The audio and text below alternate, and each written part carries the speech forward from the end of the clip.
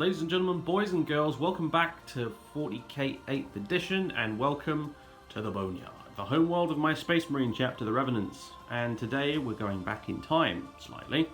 We're going back to the time of the Noctis Aeterna, when the light of the Astronomicon failed and plunged the Imperium into darkness, and some bad stuff that we'd all rather not talk about happened. And some of it was today, here, where the forces of the Inquisition are fighting my Imperium armies, and we're having our own little heresy, our own little Badab war, I suppose. And it's going to be messy. Out here in the irradiated desert, far to the north, not far from our fortress monastery, Journey's End, the forces of the Inquisition and the scattered remains of the Space Marines and Imperial Guard and Imperial Knights in this sector are battling it out, because here in the middle of this desert there's an abandoned outpost here. I was going to say like bastion thing, but these towers are lovely, lovely towers. People ask me about the terrain. These are Mantic terrain bits painted by and built by 2009 Bragg Miniatures. You can go look him up on the Googles. But I can't decide if these are supposed to be bunkers or guard towers or something in between. But anyway, this outpost here is a focal point for this battle today, because a radiation storm is incoming. This planet is racked by radiation storms very frequently, and one is on its way here now. And the two armies have approached each other to this place in the middle of no man's land because they need to take cover from the oncoming storm. And it probably doesn't look like much right now, but I would imagine there's trapdoors and tunnel networks and all sorts underneath this place where people can take cover. And whichever army doesn't manage to take this place is going to be stuck out in the radiation storm and is going to have a very bad time. So battle has been joined here. They've been forced by the weather, no less, to battle it out here. And as fate would have it, the Inquisitor Braxton and my first captain of the Revenants, Joseph Garridon, are both here at this exact same time, and are probably going to meet, hopefully, face to face. So, leading and representing the forces of the Inquisition here today, and joining me on the channel for the first time, is Andrew. Give us an awkward hello. Hello. There we go. Yeah, awesome. Good. So, we're going to go set up the armies now, and we'll get back once we've done that, and we'll talk you through these two very interesting lists that we've put together today. This is two very unorthodox armies. It's if you're someone who's familiar with 40k and familiar with the term soup, we've got like an actual battlefield full of soup kitchen today for you. It's mad. So let's go straight to that. Okay, so here it is, 1999 points of what will one day become the Acheron Crusade, although today they're just a merry band of renegades. I've got a little bit of everything here. I've got some of my Space Marines, I've got one of my Knights, I've got my Imperial Guard here, just a little bit of everything. There's a bit of a struggle getting this into 2,000 points, but I wanted to represent each of my Imperium armies. In fact, I've even got a Tech Priest engine seat here, although I don't have any more AdMech stuff just yet, but that's a thing. So here it is. I'll give you the brief overview. Obviously, to begin with, we've got one of the Knights of House Monroe, Lady Mercy. There she is, big Knight Castellan, quite big, quite mean. She is making use of the stratagem, which turns her into a character. She will have the Sacred Ion something armor, the relic that gives her a 2+ armor save, basically. And the Warlord trait. She's not the Warlord, but she can have a Warlord trait with the stratagem. That gives her the Ion thing. Gives her 4+ invulnerable save, basically. Because she's like 650 points, and I prefer her not to get blown up straight away. So that's the idea anyway. So that's her. That will cost me 2 command points to do that. The whole thing is about 13 command points in total, I think. So that'll leave me with 11 beginning of the game, but hopefully it's worth it. In addition to her, though, who's going to be laying down some serious firepower today, we brought all the big war machines, so we've got tanks. We've got a Space Marine Predator tank. It's got the 2 las cannons and the autocannon. Standard loadout, I think most people use these days. I've got a tank commander. That's what this one's called. I've got this gentleman here. He's just a regular tank commander, although I do sometimes use him as a count as for Knight Commander Pass occasionally, but I'm not going to today, Because we're going back in time a bit, which means this guy is not as experienced as he is during the Crusade later on in most of our games. So he's just being demoted today to a regular tank commander, so he'll have his 3+ ballistic skill. As you can see, he has no sponson weapons. I did pull them out. He's removed them to, I don't know, save weight or add more ammunition for his cannon or something like that. Basically, just because I didn't have the points for the sponson weapons, so I got rid of him. That cannon, by the way, it looks like a Vanquisher. I'm counting it as a regular battle cannon because the Vanquisher just looks cooler. I think it comes more down to the ammunition, the shells you fire, really, rather than the actual length of the barrel, honestly. So that is a regular battle cannon he's got there, and a las cannon on the hull. And that hunter-killer missile, sadly, didn't have the points for that either, so ignore that. It's a dud. It won't do anything when you fire it. We've got the Basilisk as well. Big Bertha. Again, bit of counts as here. The flamer on the front of it is actually a heavy bolter. The reason for that is because the flamer's more expensive, but the bloody Basilisk kit doesn't come with a heavy bolter for some stupid reason. GW, fix it. And aside from that, we've just got a double battalion of troops. So 3 5-man tactical squads of Space Marines. We've got 3 infantry squads of bog standard infantry. We've got some heavy weapon teams among them as well, a missile launcher and a couple of las cannons. And in amongst it all, here at the centre, we've also got a Dreadnought too, can't forget this fella. But in amongst it all at the centre, we have our characters. Led today by the Warlord, First Captain Joseph Garridon, standing there with his big hammer and shield. He is the Warlord today. His Warlord trait is going to be, is it the Imperium sword? Or no, it's Champion of the Imperium. It's the one where if he fights a character, he gets +1 to his hit and wound rolls, I believe. So because he's got that Thunder Hammer, that will mean he'll hit with 2s with the Thunder Hammer if he's fighting a character, which is good. Hopefully I'll remember that roll. Probably won't though. Got a bog standard Librarian as well with the Force Axe and the Plasma Pistol. He doesn't have a name. We have what will someday be Colonel Van Graff, Colonel Oscar Van Graff, but today's Captain Oscar Van Graff because this is in the past and he hasn't been promoted yet. We've also got a Primaris Psyker, and I've got a Tech Priest Engineer who's going to be running around putting out fires on my tanks, hopefully. That's the general idea. And that's the list. It's kind of a cobbled together amalgamation of survivors of the battles that have been going on this planet. This is in the middle of the Noctis Aeterna. Everything is a mess. Communications are down, reinforcements are not forthcoming. There's just a straggly kind of... Straggly? Is that even a word? I don't know. It's a loose mess of survivors that have made their way through the desert here towards this shelter. And this is what we've got, basically. I brought the knight because Andrew's brought some knights as well.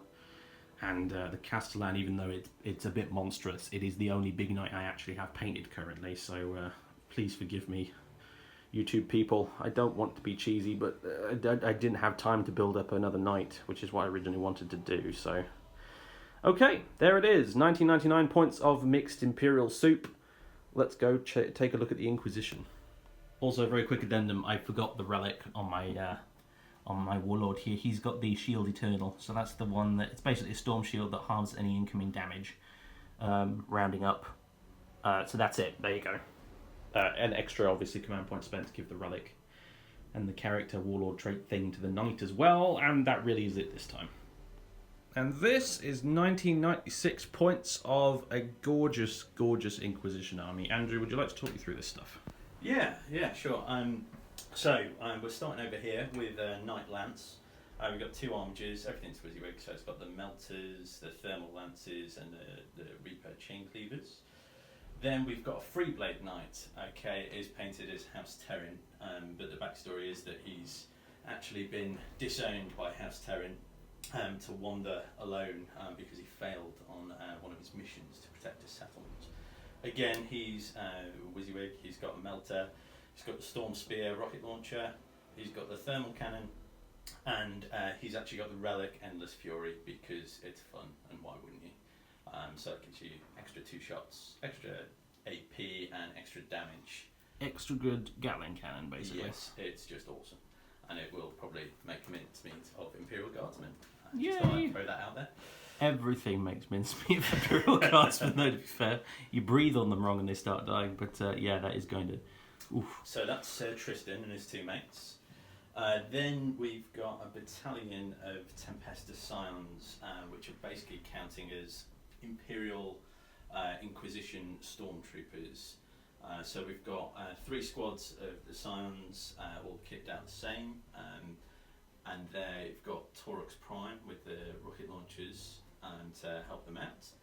And they've also got a command squad with the Tempesta Prime, who is, okay, not an Inquisitor, but so that I can use a Warlord trait, he's going to be my Warlord today. And the Warlord will be Old Grudges, which we can get into later on. Yep. Yeah, we were talking about this before. I feel it makes sense personally that even though the Inquisitor is the one who's leading this kind of group, he would defer to the tactical expertise of this commander here when it comes to actually running the battle, I think. Just because you're an Inquisitor doesn't necessarily mean you're a tactical genius. So, makes sense to me. He just tells him to go and do his thing, and that means that the Inquisitor's still technically in charge. Yep. Then we've got a Vanguard detachment with Inquisitor Matthias Braxton, and this is going to be his first outing, his first battle. He's just been promoted from Interrogator to bring your Renegades to heel, and he's kitted out with a hotshot lasgun and a force sword. He's also got a psychic power, which I can't remember off the top of my head, but we'll get into later on. And he's got 3 squads of 4 acolytes and a Jacaro, with all different kinds of mix and match weaponry, as befitting the Inquisition, and they will just do their thing. Also sneaking in at the back there is a Commissar, which I missed out of the battalion, just because I needed another cheap HQ option. Yeah, I mean, I thought about bringing a Commissar myself, but then I thought, actually, it doesn't really make a lot of sense. We've probably executed all the Commissars because they wouldn't join us, so, yeah. Well, it's safe to say I will not be executing any of my troops. I've got precious few as it is. Yeah, these acolytes are awesome, by the way. They're so freaking cool. I like the fact that there's even a kind of turncoat guardsman there as well, who's probably left my side to... Yeah, there's a couple of them, actually. There's yeah, one. a lot of them are kind of kit-bashed Imperial Guardsmen, eBay rescue type stuff that have just been mixed and matched. Yeah. But that kind of works. It works for the fluff. And then we've got a little Jacaro friend there as well. There he is. Monkey. And then we've got Matthias Braxton's personal transport, which is technically, because it has to be in the Scions battalion, Yeah. but is basically his ride, and that's got all the toys on it, the rockets, heavy bolters, las cannon, and I think that's it. Looks fantastic. Yeah, because the Inquisition, they can go in basically any transport they like, right? They have a sort of license to do that in their rules. Yep, he can basically go where he wants, do what he wants, and kill stuff, hopefully. Awesome. All right, so anything we've missed? Relics, Warlord traits? We've done it all, right? We've got the Warlord trait, got the relic. I think I remembered all the loadouts, apart from the acolytes, because who can remember that? But... Sweet. Okay, well, I guess it will be deployment and the mission coming up next then. Deployment is complete. My lines are looking a little bit messy. The Inquisition have deployed over here as well. The deployment type was one of the standard match play deployment types, because we are doing match play today instead of narrative. It was the Vanguard one. In fact, I've still got my dice in place, showing us where it is. It's the one that's slightly pointy, kind of a arrow-shaped deployment zone on either side. But that's what we've gone with. And the mission today is the Maelstrom of War mission, Cleanse and Capture. So we've got 6 objectives placed around the table, and each of us will draw 4 tactical objective cards. Wait, is it 4 or 3? It's 3. Okay, he's holding up 3 fingers. Okay, good. It's been a while since I played match play, honestly, so I've forgotten a few things. It is 3 objective cards every turn, and we'll attempt to achieve whatever's on those cards from the shuffled decks we've got, basically, and it will frequently relate to these objectives on the table here. And as you can see, because I brought the guard today, I'm using my pointy stick, so we've got objectives here, here, here, and elsewhere as well. So, I miss those red whippy sticks they used to do. Do you remember those? Like in the old days, they used to, like, red ones that you could just do all sorts of stuff with. Like this one's not really quite the same thing. Like it only wobbles this way. It doesn't go side to side. It's man, I miss those things. Anyway, so there you go. Now time to roll off for who goes first. So I finished deploying way after Andrew, so he's going to get the +1 to this roll. Excellent. So that is a 4, so that goes to a 5. Oh dear. Yep, Okay, starting as I mean to go on with that roll. Okay, so it will be Inquisition turn 1 coming up next.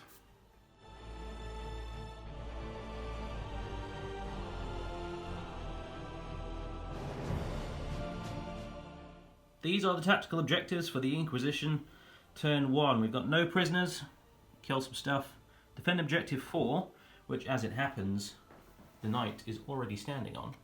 Way, there we go. So that's an easy one. And psychological warfare, which has forced me to fail a morale test. Pretty easy to do when half my army is guardsmen and I don't have any commissars and I don't have a regimental banner or anything like that to boost their morale. So yeah, that's some pretty good objectives right out of the gate there. Okay, it's now the funky Freeblade phase of the turn. So tell us what qualities and burdens we've got for this guy. Okay, so rolled off for this before, and the Freeblade's burden is impetuous nature. So while this burden applies, every move the Freeblade makes must take it closer to the nearest enemy model, and unless it's within 1 inch of an enemy unit, it has to declare a charge against every enemy unit within 12 inches of it in the charge phase. And given that it's not a close combat knight, that's not ideal. Yeah. And the quality that we roll for is indomitable. So it gets +1 to wounds and leadership. So it's now a 25 wound knight, and it gets +1 to its leadership, which takes it to 10. Which is quite crucial, because to see if the burden applies this turn, I have to roll 2d6. If it's less than the leadership, I don't have to worry about it. If it's 10 or more, then that burden applies and I have to charge all the stuff. Yeah, that is pretty important. So if you're watching this at home and you're not familiar with Freeblades, basically you pick or roll for 2 qualities and 1 burden, so 2 perks and 1 drawback, and you do this morale check thing to see if he basically becomes depressed and ends up having to deal with the burden for the turn. So yeah, here we go. 2d6. I think I'm okay. 8. That's Yep, an 8. we're good. All right, Yeah. So that's good, because I don't want to charge him in. he's not having a bad day so far. He's all good. But I have to do that every turn, so it Right. could go horribly wrong. Good. Okay. All right. Movement phase summary will be next, I think. The Inquisition are on the move. The Taurox convoy has made its way up here. The knights have advanced a little bit forward. This Valkyrie has come screaming across here and is now on top of one of the objectives.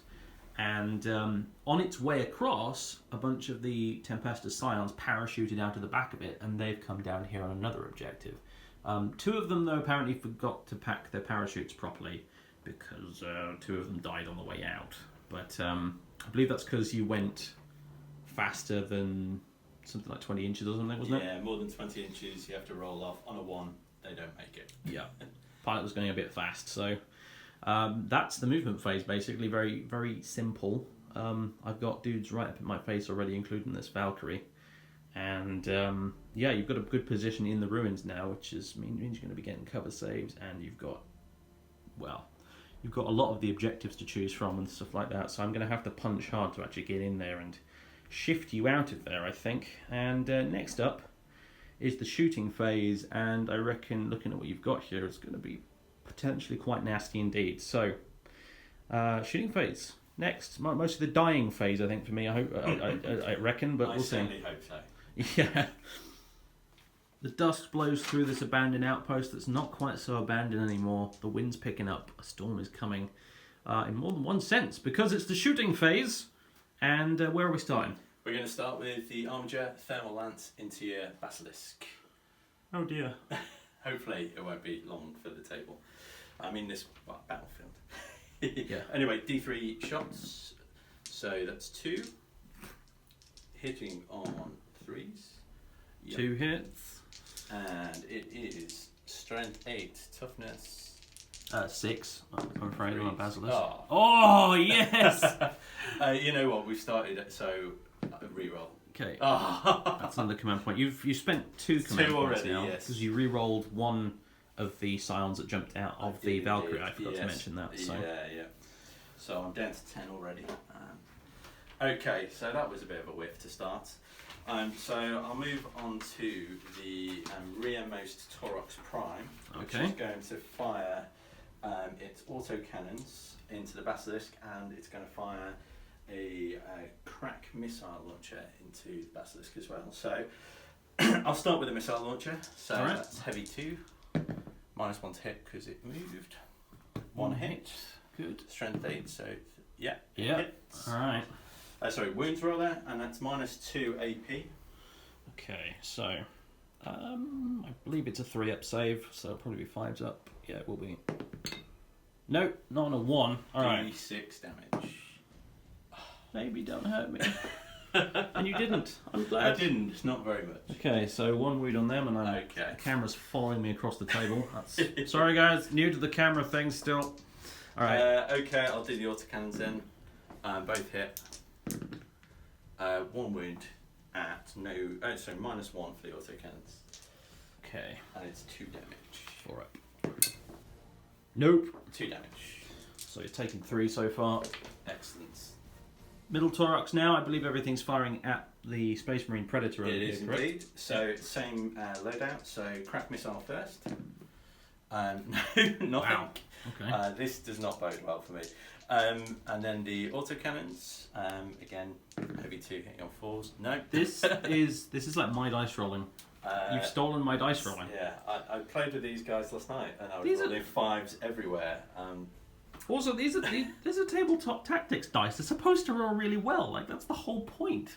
Lawrence, I want my money back. Yeah. There you go, Lawrence. You heard him. All right. Anyway. Okay, the frontmost Taurox is going to fire at your dreadnought, and it can see just through the ruins. Okay. Brace yourself, little guy. Yeah, well, doesn't have to brace himself for much.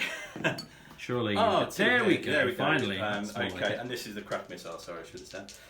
So strength 8, toughness. Toughness 7. Cool. And that is 2 wounds, and that's -2 AP. All right. Right. Okay. Okay, I think that's 1 save. Yeah. 1 fail. So D6 damage. 3 damage. 3. Okay. Right, now it's autocannons on the frontmost Taurox into the Dreadnought as well. Cool. So 4s again. No. Wow. My rolling is questionable. Oh dear. Okay. Next up, I'm going to fire the Knight. Mm-hmm. So the Gatling cannon, which is the relic. Extra good relic Gatling cannon, yeah. Which eternal something or other is going to go into your guardsman over there. Right. The rocket pods are going to go into the Predator, and the thermal cannon, which is also in range, is going to go into the Predator as well. Oof. So lots and lots of Dakar. I hope you don't explode when you're dead, mate. All right. You have to give me a minute to get the 14 dice that I need. The relic Gatling cannon Endless Fury is going to open fire on this front squad of guardsmen here. I don't think they're very long for this world, so let's do it. Okay, 14 shots, taking on 3s. Okay. Yeah, they all wound. And that was wounding on 2s, so everything is wounded basically. And we get no saves because this is AP -3. It's 2 damage apiece, so I think that's a dead squad. Completely dead. That was 9 wounds in total, 2 damage apiece, which actually means that the Lance Cannon team is still alive. They will almost certainly run away when it comes to the morale phase, unless I choose to spend 2 command points to force the morale check to succeed, basically, which I'm pretty inclined to do at the minute, unless he manages to kill them off with some other stuff. In the meantime, the thermal cannon on the free blade is going to go straight into this Predator over here, so... Actually just changed my mind. You have? Okay. I'm going to put it into the Dreadnought instead. Alright. Because I'm playing the objectives. Dreadnought it is. Okay, so it's heavy D6. See, that's what you get for changing your mind. Indecision, awesome. We'll go with it. Hitting on 4 there. no, hitting on 3s, but it doesn't matter anyway. And it is strength 9, toughness 7. Wounding on 3s. 3s. Oh, dear. It's not a good day at the office. The ancient stands! Okay, so we're going to go with the Iron Storm missile pod. I said it was the Storm Spear when I was doing the army intro, but it is the Iron Storm. Right. Heavy D6. Oh dear God. I'm starting to feel really bad about this. Yeah, it does. That's. I'm so sorry. Okay, so yeah, I got nothing else in range on that night, so he has rather whiffed. continuing the theme, I'm afraid. Okay. So this has been surprising. I called it dying phase earlier, but oh dear. Well, anyway, what's next then? Okay, we're going to go with the squad of Tempestus Scions at the front. Okay. So I've got 2 hotshot lads in there. They're not in rapid fire range, and they're going to target the Space Marine unit at the front. Right, now, your Tempestus Scion Warlord trait is, what's it called? It's called Old Grudge. But at the moment it's not in effect because my Warlord is not actually on the table yet. Okay, but basically you did pick That unit. this front unit of Space Marines here as your grudge target. As the grudge, yeah, which means I get to re-roll all failed wounds against them when my Warlord is on the field. Ah, good, okay. But we're going to have a go shooting them first anyway. Cool. Now these Scions over here, having parachuted out of the back of the Valkyrie, are immediately opening fire. They're veterans, they're elites, they know what they're doing, and I think it's pretty badass. Both units, with the Plasma and the Hotshot lads, are going to be opening up into this front line of Space Marines. So Okay. let's do it. Hotshot lads first, hitting on 3s. Yeah, all That's hits. more like it. Yeah, I swapped these dice out when the camera was off. So with strength 3, toughness 4, so 5s, and we get 2 wounds at -2 AP. Okay, that's 5 ups. I'm sorry. I'm so sorry. I'm not coming again. Okay, plasma gun. I'm not overcharging, and we'll got 2 of those. It's a good job I didn't overcharge. 1 hit, 1 wound at -3, and it's just 1 damage. 6 up. I thought that was 6 for a second. So did I. All right. Okay, you have killed one. Whoop. Who should we get rid of? Let's get rid of you there. Last but by no means least, this Valkyrie is going to fire absolutely everything it's got into this Dreadnought. Try and get that Maelstrom point for killing a unit. So I've got to kill something. I'm astonished, quite frankly. I thought I'd be taking half my army off the table today. Yeah, on the first turn, but okay, Hellstrike missiles, so hitting on 4s, 1 hit, and strength 8, toughness something, so that isn't a wound. Okay. So they harmlessly bounce off. Made of stern stuff, this Dreadnought. Las Cannon doesn't hit. Okay. And then we've got 6 heavy bolter shots. Okay, so that is 4 hits, and it is strength 5, so 4s, yeah. He's toughness 7. I Oh, believe. okay, So yeah, that'll my be bad. Sorry, so 5 ups 5 to wound. So 1 wound, and that is at -1. Okay, so 4 up. Nope. Iron Hands tactics save thing. 6 up. No. Okay, so he does take another wound. He is down to 4. You're a Valkyrie pilot. He's not a relative of my my Storm Raven pilot by any chance. He can't hit with any of his missiles either. So. We'll see if he survives the turn and make a decision on that. All right, it's the end of the Inquisition's turn after a very disappointing shooting phase. There's no charging, no melee combat, and no morale because I've discovered that cheating has occurred. I've been cheating. That last cannon team should have been dead. I went back and I thought, hang on a minute, there's no way that couldn't have been killed. This is ridiculous. And it turns out my maths, it really is that bad. And here he is very, very, very dead. So yeah, me forgetting how many models are actually in the squad basically was the problem there. So yeah, he's dead. Last cannon's dead. I'm a cheater. I know, I'm sorry, yell at me in the comments. I probably deserve it. Right, in the meantime though, No morale to do because that Space Marine squad only took 1 casualty, and they'll auto pass with their leadership score. And so we go to the objectives. And you've scored now. Well, you're halfway towards defend objective 4. Yep. And you have now scored no prisoners as well because First blood as well. That's good. Good. So 2 points in your first turn at least. That's something. Makes up for that terrible shooting. It does a little bit. So yeah, I don't know what was going on with the shooting there. That was a bit weird. My excuse at the moment in trying to justify this is that the background radiation on this planet is a bit weird and strange, and the Inquisition as newcomers here aren't used to it yet, and that's why their gun sights and targeting systems aren't quite functioning correctly, I guess. Whereas hopefully the Renegades here, being natives to this world, they will they'll fare slightly better. We'll see. They could also whiff horribly as well. I've been known to do that from time to time. So yeah, okay. Well, it's going to be Renegades turn 1 coming up next.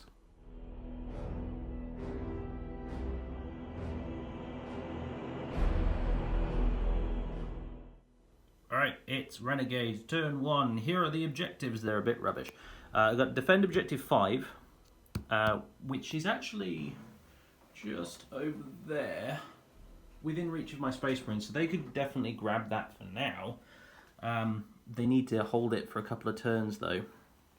I've got advance, score a victory point if no unit from your army is within your deployment zone at the end of your turn. That's very unlikely, and domination is not going to happen whatsoever. So my objective cards are rubbish. I won't be scoring any objectives this turn, unless I somehow miraculously slay your warlord, and I don't think that's going to happen.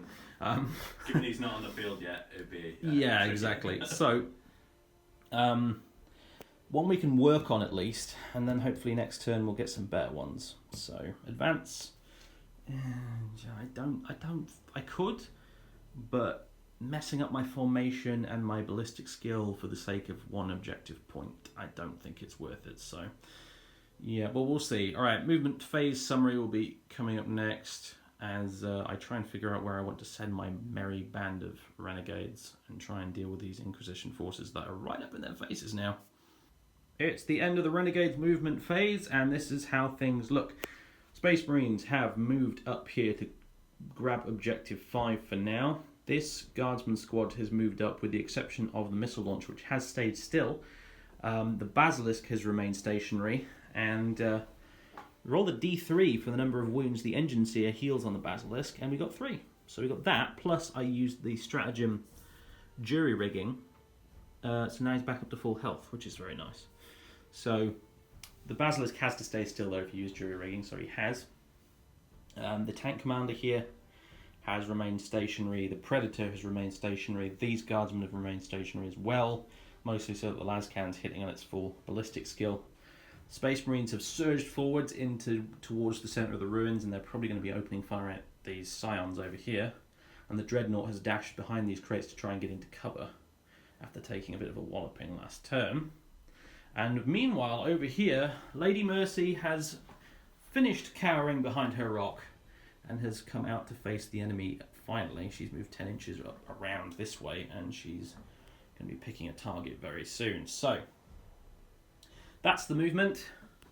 Shooting in a moment. Hopefully we can do some damage here. I've got a lot of targets to pick from, lots of big things to potentially blow up with my big guns. So I'm going to have to make some tricky decisions here. But let's see what happens. Okay, I'd probably said at the end of that clip onto the shooting phase, but no, it's psychic. One of these days I'll actually remember.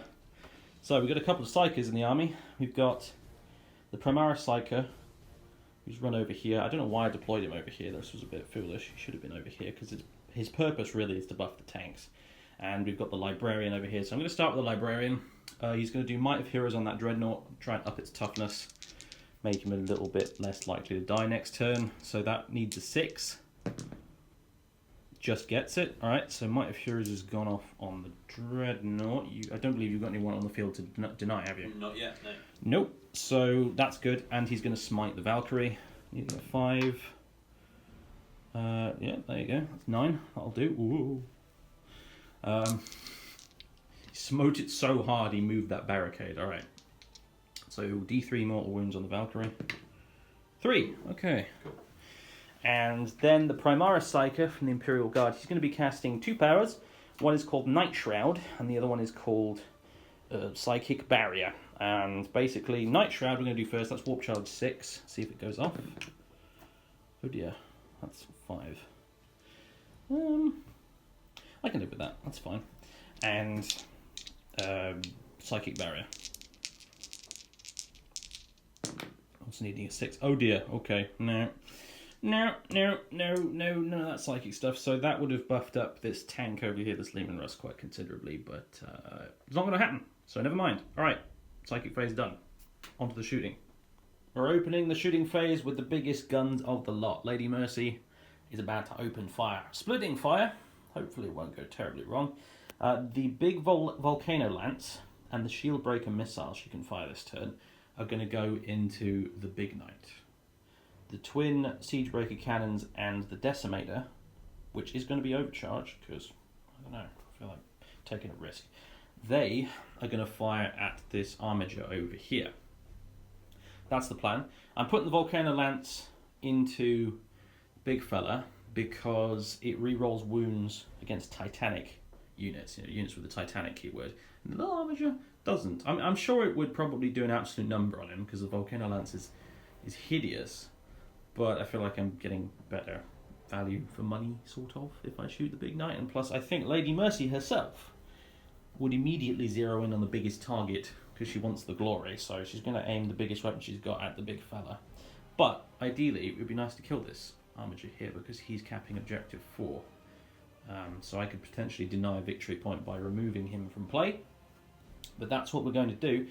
So let's start with the Volcano Lance itself. A huge laser weapon that actually blinds you, I believe, if you stand too close to it and look at it when it fires. It's that powerful. They are made, I read up on this, they are made using specific crystals which are found on one specific planet in the entire Imperium. So that's how rare and powerful these things are. So let's do it. D6 shots. 3. Do I command point that? Yeah, I'm going to. I need this to really hurt. 4. Alright, I'll take it, fine. So 4 shots. These will hit on 3s. Okay, we've got 2 hits. That's okay, fine. 2 hits. And that is strength 14, so it'll wound you on 3s. Yeah. Oh dear, only 1 wound. Okay. I'll take that. And what's the AP? the AP is minus ridiculous, so it's -5. So I have used Iron Shields. Yep. Rotating my Iron Shields, so that makes my 5-up invuln a 4-up invuln. That doesn't work. For you. Okay, so that is 3d3 damage. For 2, 4, 5. That's it? Yep. Wow, So, okay. Remember, because of my quality, he was actually got an additional wound. Yeah. So he's now on 20 wounds. Mistakes were made. Oh dear. Alright, Shield Breaker missile now. D6, 5. Okay. That is D6, is it not? No, I'm making that up completely. Cheating again. It's just heavy 1. Alright, fine. And it misses. That's what I get. Alright, so. What else do we got? We've got the... Okay, that's everything that's fired at the Big Knight. That was... Oh, mistakes. Mistakes. Target priority. What even is it? Alright, so the twin melt guns are obviously out of range. They're 12-inch range. I don't think they could even shoot at the Scions over there, so... Okay. Whew. Plasma Decimator and the Siege Breakers against that little Armiger next. Okay, so it's going to be the Siege Breaker cannons and the Decimator up next, as I said. However, it's more addendum. I forgot that the Volcano Lance rerolls to wound against units with the Titanic keyword, even though I think I just said it. The joys of recording a battle report instead of just playing normally. So I have 1 reroll on a 3. It does wound. Okay, so 4 up. Yep. This is where the... I'm gonna command point. You gonna command point that? Yeah. There we go. There you go. I was gonna say that's where the dice gods kick me in the teeth for forgetting. All right, cool. So twin Siege Breakers next on the Armiger, and that's going to be in total 4d3 for shots. Dear me. Okay, 1, 2, 3, 4, 5 shots. We really like the number 5 today, apparently, for some reason. Okay, so 5 shots, hitting on 3s. And that's 3 hits. Wounding on 4s, because you are toughness 7, right? Yep. No wounds at all from the Siege Breakers. Oh gosh, we're doing so good right now. This is amazing. Alright. 2d6. Should I really overcharge this? I've already declared it now. Yeah. Okay. So 2d6 shots from the Plasma Decimator. 6. Okay, that's like bang on average almost, I would say. So, fine. Hitting on 3s, 1s will take mortal wounds. Of course, I rolled a 1. And I've already used my command point. Reroll for this shooting phase. So, okay, 1 mortal wound on you. And 4 hits. And this is strength 8 when overcharged. So, it'll be wounding on 3s. Okay, 3 wounds. AP minus a lot. 5 up in buns. No, they all go through. Okay, so that's 2, 4, 6 damage goes through. Next up, this Imperial Guard squad has been issued an order by Van Graff here. He has ordered them to take aim. And because they remain stationary in their Cadians, this means they're going to be re-rolling all failed hits. All the lasgun guys, all 8 of them, the sergeant has a pistol that's not in range, are going to shoot at the scions over there, maybe hit something, we'll see. The main reason we're doing this though is because this las cannon team is going to fire off a shot at the big knight over there, which is not quite in focus for some reason. There we go. Alright, so lasguns first, hitting on 4s, re-rolling everything. Okay. Right. That's okay, I guess. Oh, no, that's a 3. Move that. And wounding on 4s. Yep. Okay, not rerolling any of these wounds. So 2 wounds, AP absolutely nothing because they're lasguns. So 4 up becomes a 3 up because they're in cover. Yep. How many was it? Sorry. 2. 2. 1 goes 3. Okay, 1 dead silent. All right, now the important one, the las cannon on the big knight. So this is going to hit on a 4+. Rerolling any fails. Okay, so it hits. Didn't need it. And strength 9, so it'll wound it on a 3+. No. Okay, well, never mind then. Next up, I think, is going to be this Predator, which is going to fire absolutely everything at the Knight Armiger there, which it can see through the tower, the buildings and stuff. So we'll do both the las cannons on it first. So these will hit on 3+, re-rolling 1s because the captain's nearby. Of course I rolled a 2. Brilliant. Alright, and wounding on 3s. It wounds. AP minus 3. 5 up invuln. Yeah. What you make. Wow, okay. Alright, now it's the Predator autocannon, which I need to look at the rules for. Alright, it's 2d3 shots. Right, okay, 3 shots. Hitting on 3s, rerolling 1s. Okay, there's a 1 at least. Goes into a 2. Both our shooting today has been not brilliant. Alright. This is strength 7, so it'll wound on 4s. Ooh, both wound. AP minus 1, though, so you get a 4 up, I think. Yeah. Which I don't make. Alright, and that is 3 damage a pop. I double checked that. It really is 3 damage a pop. That's quite a nasty autocannon, so that's a dead armiger then. Okay, I'm going to re-roll one of those failed for a command point because I haven't used a re-roll yet. Okay. Which didn't work. Oh dear. Does it explode? No. No, good. Alright. So. But you have taken away my defend objective 4. Denied you that point at least, even though I'm probably not going to... Well, I'm definitely not going to score any points of my own this turn, so that's something at least. So the Predator just got it in there with that last wound. And, right. Next, let's see. We've put some dents in the knights at least. Hopefully we'll continue to do so. Hannibal here. I just want to move the turret, thank you. There we go. Hannibal, Commander Hannibal. He's going to be firing his battle cannon and las cannon at that armature over on the left-hand side. Maybe we can knock this one out of action as well.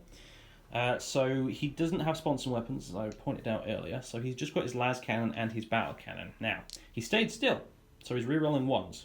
He's a commander, so he's ballistic skill 3+ to hit. He's also used a tank order on himself, and tank commanders can order themselves unless they're PASC, in which case he can't order himself, I believe, as of the FAQs and stuff. So, he's used the order Pound Them to Dust, which means I can reroll one of the D6 shot dice for the big cannon. And yeah, everything's going at the armatures. So, 2d6 shots for the battle cannon because of grinding advance. So, that's 6 shots. That's not bad, you know. Do I want to reroll those? I like to live dangerously. He starts rolling dice in the comfort of his home, so... Alright, that's better. Yeah, there we go. That's 9 shots. That's more like it. So, this will be strength 8. I just need one more dice. There we go. There's someone out there right now getting really, really annoyed every time I say dice for the singular instead of die. Bet you anything. Alright. Yeah, so this is hitting on 3+, rerolling 1s. There's a 1. Okay. Get rid of you. And these are strength 8, so they will wound on 3s. Look at all those 1s. Oh my goodness. Wow, okay, so 2 wounds. AP -2. Okay, so that is 5s. Nice one. Okay. Alright, he did nothing with that. The las cannon up next. 3+, rerolling 1s. Okay, hits. Strength 9, wounded on 3. It wounds. And AP -3, so another 5 up for you, sir. Nope. Okay, D6 damage. 3. I'll take that. That's fine. Alright, 3 damage down on the armature. And next along the line is the Basilisk, which I think is also going to fire at this armature here too. So that is... Number of shots for the Basilisk is 2d6, pick the highest, and I'm using a stratagem on this Basilisk as well. When you start the shooting phase? Okay, I did tell Andrew I was going to use this. I did, didn't I? Please Yeah, tell them. It's truth. Okay, good for you. Alright, so Aerial Spotter is being used on the Basilisk, and that means it basically gets to reroll all failed hits in the shooting phase. So this is going to be 2d6, pick the highest shots. So 4 shots. And this hits on 4s rerolling. Okay, there's a 3, reroll it. Okay, so 3 hits. This is strength 9, so wounds on 3s. And that is 2 wounds, AP -3, so 5 up again. Yeah, we're good. Wow, you're just bossing these invuln saves. This is unprecedented. Okay, so inconceivable. Right, that's it. It's got a heavy bolter on there as well. Sure, whatever. Okay. Give it a go. It hit. I didn't move actually, so it can re-roll that 1. I probably rolled a 1 earlier and forgot to re-roll it, but never mind. So 3 hits, strength 5, wounded on 5s. No wounds whatsoever. That's pretty much all the big gun's done. I think there's a missile launcher there and a missile launcher in there, and and the multi-melter on the Dreadnought. But right, it's mostly going to be down to small arms fire now. And the shooting phase is now finished. Did some other stuff off camera, mostly small arm stuff. Space Marines and Guardsmen plinked away at the armature over there. I don't believe they did any damage in the end. The missile launcher included. These Space Marines, both of these squads here, opened fire at these Scions and killed a few in both squads. And the missile launcher fired at the armature, and I don't think he did anything either. So yeah, mostly inconsequential stuff there, aside from a few Scions dying, although also the Dreadnought did open fire with his multi-melter, hitting on a 5+ against the Valkyrie. It did actually hit, and it actually did 6 damage. So that's taken a chunk of health off the Valkyrie at least. And that's the end of the turn, pretty much, because I'm not doing any charging. There's nothing I can charge. And morale will be the only thing left to do on these guys here. So both squads lost 2. They both got Tempestors, so they can use their leadership of 7. So first one, grand. Second one, not so grand. Okay. Leadership 7. Oh no, hang on. We lost 2, so that's 8. So lose another 1. Is that right? Yep. Sounds right to me. Okay. Someone will probably tell you that I'm wrong, but that's okay. My maths is terrible, but it sounds alright. I said it quick enough that you missed. Yeah, probably. Do you know I resat my GCSE maths like years after I finished school, and even then I still managed to only scrape a B. Terrible at numbers. All right, so objectives. We've started grabbing objective 5, which is okay. Domination, I'm just going to straight up discard because don't be ridiculous. I'm never going to get that. So that's my objectives for the turn. I have scored absolutely nothing. What I have done though is deny the capping of objective 4 with the armiger, so that's okay. But yeah, I'm still 2 points behind, and my shooting was also pretty bad. So both sides can't shoot for toffee today. So I guess, like I said, it's the radioactive particles in the atmosphere or something. I don't know. Maybe we're just all having a bad day or a little bit hungover. You know, we're just aiming and firing is difficult and stuff, and excuses, but both sides have had a pop at each other. Nothing decisive really so far has occurred, and the best is yet to come, I feel. So Inquisition turn 2 up next.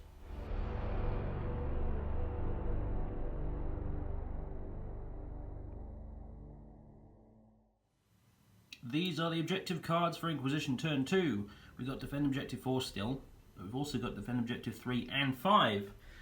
3 over here, 5 all the way over there by my Space Marines. And yeah, they have taken steps to secure these objectives. Not this turn, but hopefully they'll have enough left on the next turn, and they'll have killed enough of my stuff that the Space Marines and the Imperial Guard won't be able to shift them. I'm sure that's the plan anyway. So more Scions have dropped in here on objective 3 as reinforcements. The Knight has come around here and is looking directly at Lady Mercy in the face. I think we're going to have a night fight on our hands. In the meantime, Terox is just everywhere. They're just piling forward like that. The Inquisitor himself, Braxton, and his acolytes have piled out here, and they're making their way upwards through the ruins. This armiger, damaged but still going strong, has moved straight up here and is probably going to tear these Marines to bits in combat, I would imagine.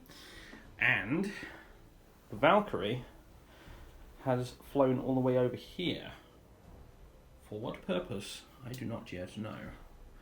And that about sums it up, I think. The push through the ruins has continued, and the Inquisition have definitely secured them way before I was able to get my hands on them. So they've got the centre ground at the moment, and that's kind of important. So shooting up next, unless... Ooh, Psychic?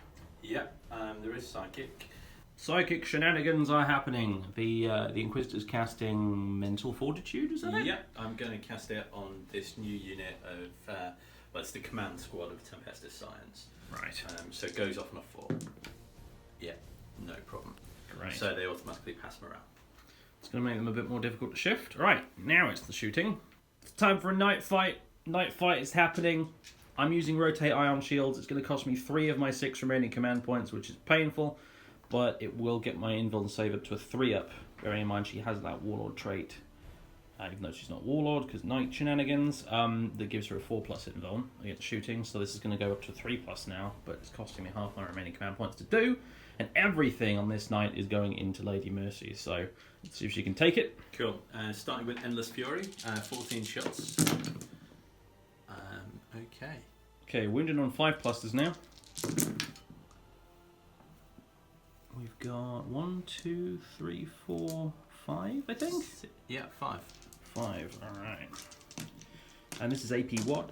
AP -2. Alright, well, 3+ Invul then. Here we go. Okay, failed 2. It's 2 damage 2 each. damage a pop, so 4 damage on you so far, Lady Mercy. Sorry. Now what's next? Thermal Cannon, heavy D6. 2, I'm going to reroll that. Okay. Oh. Oh. Oh. Don't Since gamble, my shooting kids. hasn't improved. It hits. Okay. It doesn't wound. Ooh. Ooh. My knight is not having the best day out. I'm glad I popped rotate iron shield actually, because I roll a bunch of 3s back there. That was phew. Okay, Iron Storm, heavy d6, and 2. 2 hits. 2 wounds, because it's Strength 8. No, it's not. Strength 5, so just 1. Right. Passed. Okay. The Anything melter is out of range, so Right. that is another disappointing round of shooting. She from just my shrugged free it off. What a beast. Neither of the knights can dent each other at the moment. This is quite epic. They're Nice. probably going to end up kicking each other at this rate. They're just going to keep moving towards each other. So, alright. Given my objectives, I'll let you come to me. True, yeah. Alright, so, okay. Big night done. What's up next? What's next? I'm going to do everything in here. Yeah, everything into the night. Why Into not? the night. Ooh, okay. Yeah, Right. It's probably not going to dent it, but yeah, no, let's not do that. That's stupid. That's Plasma into the night. All of the remaining las into your first squad of Space Marines. okay. That sounds a bit more like it, really. Yeah. Okay. Are you overcharging? No, I'm not going to overcharge the plasma. 2 hits. Silent hit on 3s. 5s to wound. 2 2 wounds. wounds. Okay. 3 ups. Save both. Oh yes. Excellent. I just need to measure up actually. Okay, one of the pistols is in range. Plasma pistol going at the Space Marines. Doesn't hit. Does not hit after all that. Okay, so we've got 1, 2, 3 hotshot las because this guy's got hotshot las. Many as well. lads. Okay. So we should be in rapid fire range. I'll just double check. Hitting on 3s. Doesn't wound, I don't think. 3, Nope. toughness 4. Okay, the Marines stand firm. The hotshot lads bounces off probably their armoured plates, their pauldrons and stuff. Apparently, according to the codex, the armoured pauldrons on these guys, they're trained to angle them in such a way that shots will bounce off them, so maybe that's what happened. What's next? Sorry, I'm just appalled at my shooting skills this game. Okay, we've got 2 hotshot las going into Marines from the Acolytes. Okay. So 2 hits, 1 wound, Okay. minus 2. Yeah. They used to call these hell guns back in the day. It was much cooler. Yeah. Don't know why they changed it. And yeah, he's failed that, so that is a very bad Space Marine. Let's get rid of you. We leave the beakies alive when we can, because we like beakies. This Torox Prime here has charged right through the gap between these crates in the building, crushing everything underfoot, or under track. These are tracks, right? Not wheels. Yeah. And he's firing absolutely everything he's got straight down this alleyway into this Predator. So, Cool. would you like to open fire, sir? Yes, we're going to start with the crack missile, so heavy 2. Doesn't hit. Yeah, hitting on 5s, right? Yes, it is hitting on 5. No, it's hitting on 4s because it's on its highest damage stat, so that was 1 hit. Okay. And it's strength 8, toughness 7, so that is a wound at minus 2. Okay, 5 up. Saved. Here we go again. I think somebody's fiddled with all of the explosive warheads on our heavy weapons today, because none of them have done anything. Yeah, there's a load of duds in here. So 2 auto cannons at the same target. Bit better. 3 hits. All wound. All right. Strength 7, toughness 7. AP. Minus 1. Right, 4 up. Okay, 2 go through. 2 damage piece. 4 damage down on you, sir. Okay, 2 shots with the... This Terox here, I believe. This one into the Basilisk. Yeah, everything into the Basilisk. 2 hits. 2 wounds. Okay. Minus 2. 5 up. I really hope they have a 3+ save Basilisk, and that is cocked as you like it. Okay. It's something's wrong with our shells and missiles. Okay, autocannons.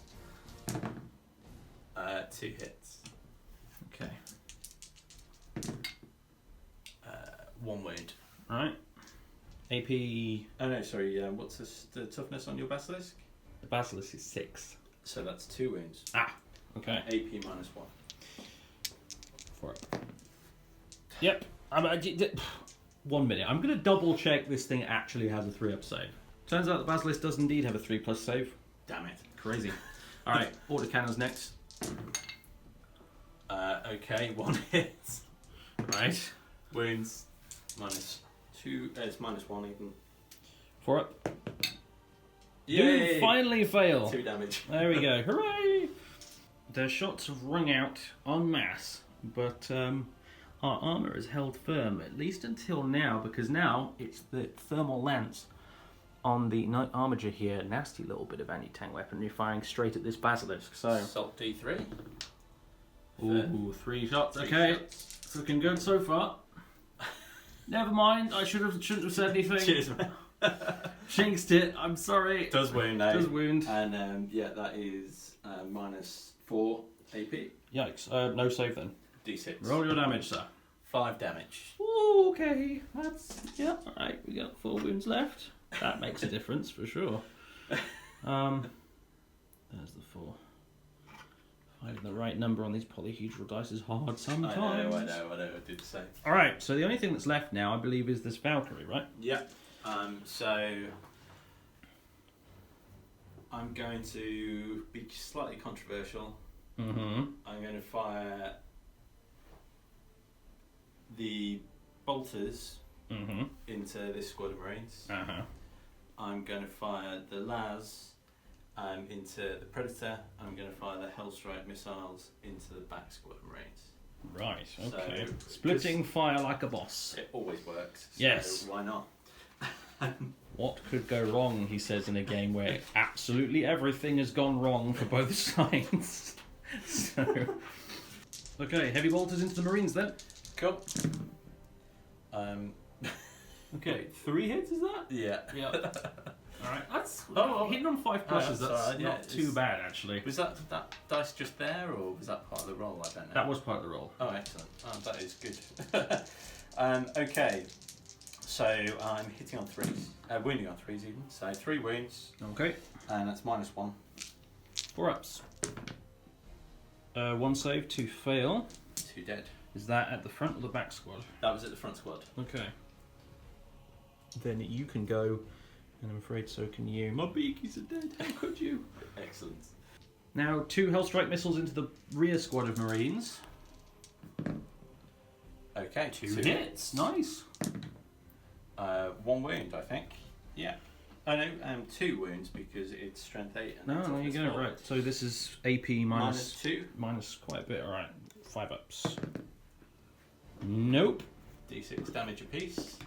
So that's just enough. Oh yeah, I've been forgetting my my Iron Hands chapter tactics Yeah. saves, haven't I? So I tell you what, I'll do 2 for earlier. Okay, they both failed, and this one was how much damage apiece? It was D6, so 1's 2 and 1's 1. Okay, alright. 3 6s. Easy. No, not even slightly. Okay, rest in peace, Sergeant. Wait, back squad, wasn't it? All right, never mind. The Sergeant lives, it's a panic over. We're good. And finally, it's the las cannon straight into the Predator tank. Yep. Oh, it's good hit rolls from this Nope. Valkyrie pilot. Just can't hit the right bits, apparently. Yeah. I keep jinxing it. Yeah. Every time you say good, Sorry. it goes wrong. Okay, it's not on purpose. I mean, I wish I could do it on purpose. That would be great, but no. Okay, That's all my shooting. all you're shooting. Any charges? Yeah, the armature over there is going to Yeah. charge your Space Marines. I thought so. Right, Overwatch time. Unsurprisingly, the Knight did not fail that tiny charge. Overwatch didn't do anything to him, so now he's attacking with his chain cleaver, using the sweep attack. So that's 8 attacks. 8 on 3s. That's That's pretty good. Get these back. And we're strength 4, toughness 4, so 4s.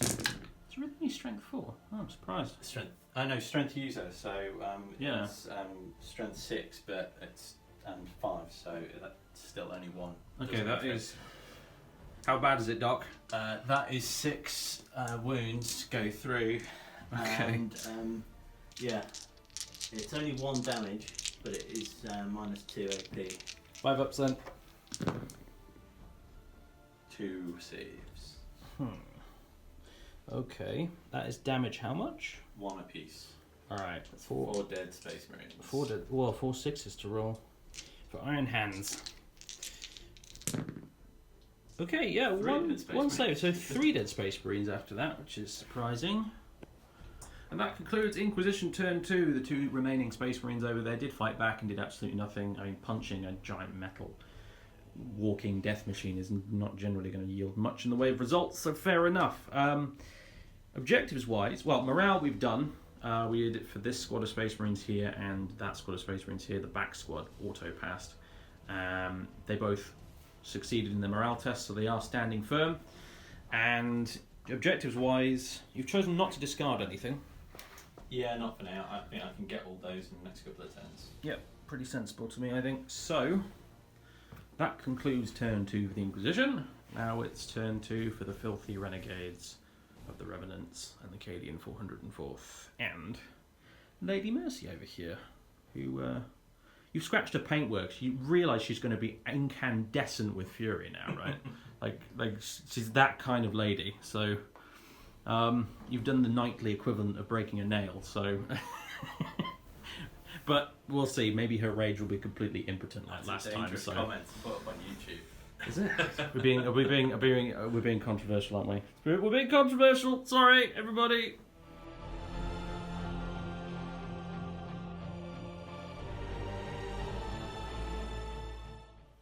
Okay, Renegades turn 2. Here are the objectives. Defend objective 5.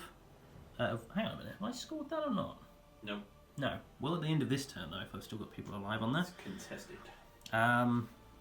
Advance, still not happening, but Supremacy is the new one I've drawn.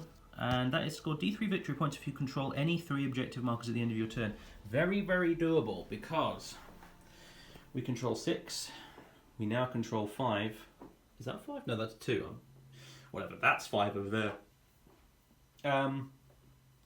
So yeah, that's definitely doable if we can kill some stuff. And other movement, well, these 2 Marines have fallen back out of combat with the Knight. These Guardsmen have stayed put, as have the tanks. The rest of these Marines up here have piled into the ruins, so at least they can get some cover saves. And they're out of line of fire of some other stuff. I was debating whether to move them over here so I could choose these Scions, but then I figured, actually, no, let's get them over here. So on the opposite side of the big crate stack from Braxton and his buddies. And the Dreadnought has stomped right over here into the face of this Taurox.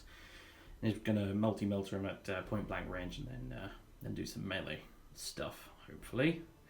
And Lady Mercy has stomped a further 10 inches up this way. She's bearing down on these Scions and the other Knight. I think she's going to let rip probably with most of her guns into the Knight and then hopefully charge the Scions and stomp a few of them on the head. At least that's the idea anyway. So, we're starting to contest the middle at least a little bit. But the left flank's looking a little bit weak. Meanwhile, also, I should mention, the Tech Priest here has managed to heal 3 more points on the Basilisk, bringing it back up to 7 and back up to its full damage bracket thing. I did have to spend a command point re-rolling it though, because I got a 1 the first time. But it did re-roll it into a 5 on the D3. So back up to 7, which is good, which means I'm firing at full ballistic skill again. That's the movement. Now we're going to attempt to blow stuff up with guns. It hasn't gone brilliantly for us so far, but maybe this is the turn that changes. Forgot it again. Psychic phase, not shooting. Psychic phase. Librarian, Might of Heroes, Dreadnought. Needs a 6. Gets it. Smiting, the Taurox. Needs a 5. Doesn't get... Oh, perils! Oh no! Reroll. Doesn't get it, but it's not perils at least. Eeh! And the Primara Psycho over here is going to try and protect this Basilisk. So first up, Night Shroud. does go off this time. So now the Basilisk has a -1 to hit on it. For you to hit it, mind you. Be a bit of a silly psychic power otherwise. And psychic barrier. No, it doesn't go off. Okay, so only 2 successful psychic powers, but the Basilisk has a -1 for anyone who wants to shoot at it. And the Dreadnought, who I need to put a token on so I remember, has Might of Heroes. Now we're shooting Castellan. Everything on it, with the exception of the twin melter guns, which are firing at the Scions because they're the only thing in range, is going at the other knight. The melter guns specifically, they're going to go for the squad of 4 with berets on. There. If I get super lucky, I could kill every single one of them. So just wipe the squad. So yeah, okay. So Volcano Lance first, heavy D6. Okay. I'm going to use my last command point to reroll that. Come on. 3. Well, it's an improvement. I'll take it, fine. Alright. Hitting on 3+. That was like a 5 for a second there. Alright, so 2 hits. Wounding on 3s. Ooh, 2 wounds. And AP minus a lot, 5. So 1 goes through. okay, you weren't rotating ion shields, I'm were you? not. No. I completely forgot about that. Okay, But it doesn't matter. so that is 3d3 damage just for the one that gets through. So, oh, okay, 3, 6, 8 damage with the Volcano Lance. That's a bit more like what I expected from the first time. Okay, next, Plasma Decimator. Because I have a Death Wish, I am going to overcharge it. So 2d6 shots. Oh boy, that's a lot of chances to roll 1s. Okay, so that is 11. Holy crap. Okay, that's 10, 11. Hitting on 3s. Huh, okay, there's 2 1s. It could have been much worse. And a couple of misses, but then all of this goes through. Okay, that's a strength 8, so wounding on 4s. We've got 1, 2, 3, 4, 5. 5 AP minus 4, I think. Basically, we're in vulnerable save territory, either way. 2 saved. 3 go through. That is 2, 4, 6 damage pop. Okay. So Down to 6. at least I think it's 6 damage pop. So 6 damage Yeah. a pop. No, sorry, not a pop. So 6 damage in total. Two. I was about to go home. 2, but yeah, though the 2 each. I was getting it confused with the relic version of that gun, which does 3 when you overcharge it. So, okay, yeah, 2 each, and then we've got the big missile on the top, the last one. So I'll go ahead and take that off because you fired both of them now. That's 1 shot. Misses. Just goes No reroll there. spirals off into the distance. It's not happening. Alright, and then we've got the twin siege breakers, which is going to be 4d3 shots in total. 2, 4, 6, 8. Okay. Not bad. Bang on the average. And hitting on 3s. Okay. Again, a very good roll. So, that'll be wounding on 5s though, because it's only strength 7. Yeah, that's more like it. That's why I was. Yeah, there we go. That's all right. par for this game. Good. Okay, and now it's just the 2 twin melter guns at these poor unfortunate scions here with the berets. So 3s to hit, 3 hits. Not going to wipe the squad, and then 2s to wound. Well, that's 2s to kill, I think, even with cover, right? Yeah, minus 4. So yeah, you've got 3 dead scions, I'm afraid. No problem. And that is every gun on it, I think. They do have an awful lot of guns, these Castellans, but yeah, that's everything. Next, these guardsmen here have opened fire. The commander, Van Graff here, he's ordered them to take aim again. So the last guns all opened up on these scions over here, and they killed the last beret scion. with their lasgun shots, which was nice. And now, this las cannon is firing up at that knight through all the metalwork here, and if he gets extremely lucky, the knight has 6 wounds remaining. If he gets extremely lucky, he could kill it. And I mean, he probably won't. He almost certainly won't. But if he did, can you imagine the size of the medal he would get awarded? So I figured we'd film this just in case. One of those new kill team medals. Yeah. So, right, okay, hitting on a 4+, re-rolling. He hits. Now he needs to wound on a 3. He wounds! AP -3, so 5 up. Invuln. Yeah. It was worth a try. Okay, well, I guess it's going to be the Predator next, shooting again at the big knight. So, let me grab some dice here. Let's do the 2 las cannons on the sponsons. So his damage bracket means he is still hitting on 3s. Oh dear. Okay, let's just not talk about that. And the autocannon, I think, is 2d3 shots. So 5 shots. Grab another dice here. Hitting on 3s. That's more like it. And this is strength 7, so it'll wound on 5s. Ooh, 3 wounds. AP -1, I think. Okay, so 4th. Yeah. 1 goes through. 1 goes through, 3 damage. You've got 3 left, correct? Correct. Oh, it's tight. It's tight. I need to see what else can shoot at it. The commander's coming over the Vox. We need more firepower on that knight. We can bring it down. We just need some more shots on target. So, the commander, Hannibal, his turret is turned in the direction of Sir Tristram. Tristram? Was it Tristan? Tristan. Gotcha. Right. And he's taking aim with his battle cannon and his las cannon. Now, again, he did not move, so grinding advances in effect, as is re-rolling 1s. So 2d6 shots from the battle cannon, and he will order himself to pound them to dust. So re-rolling these if necessary. Probably don't need to though, really, I think. That's not bad. So 9 in total. And the 4, 9 shots. Hitting on 3s, re-rolling 1s.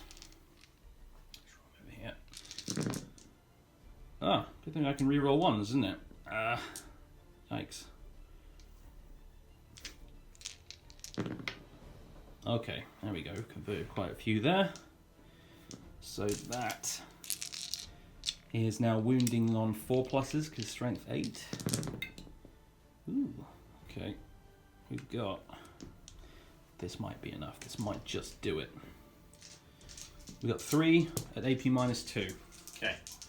So that is 5 ups as always. Yeah.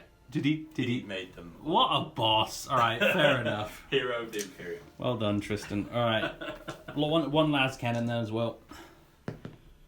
Hits. Wounds on a 3. Does not wound. Excellent. That's bad news. I didn't even rotate my iron shield. No. Didn't need to. That's bad news, Bears. That really is. Okay. My options now are looking a bit limited in terms of dealing with him this turn. I guess it's going to have to be the Basilisk. I wanted to fire the Basilisk at this Armiger, but he's the priority target, because if I get rid of him, that's a victory point denied. So, yeah, it's going to have to happen. All right. Do I want to pop... Well, I can't. I've used all my command points. I can't pop aerial spotters. So, yeah, we're hitting on 4s, re-rolling 1s. Because he's got up to 7 wounds, luckily. So, yeah, okay. 2d6 shots, picking the highest. No! Okay. Hitting on 4, re-rolling 1s. It hits at least. Strength 9, wounding on 3s. It wounds. AP -3. 5 up. Don't you dare. Nope. CP. Oh, you don't do it. It's a 6. Wait. Have you not already used a command point reroll this turn? Don't hit. I've used one this turn. I'm grasping. I mean, this phase, I mean. This phase, no. Grasping at straws here, man. No.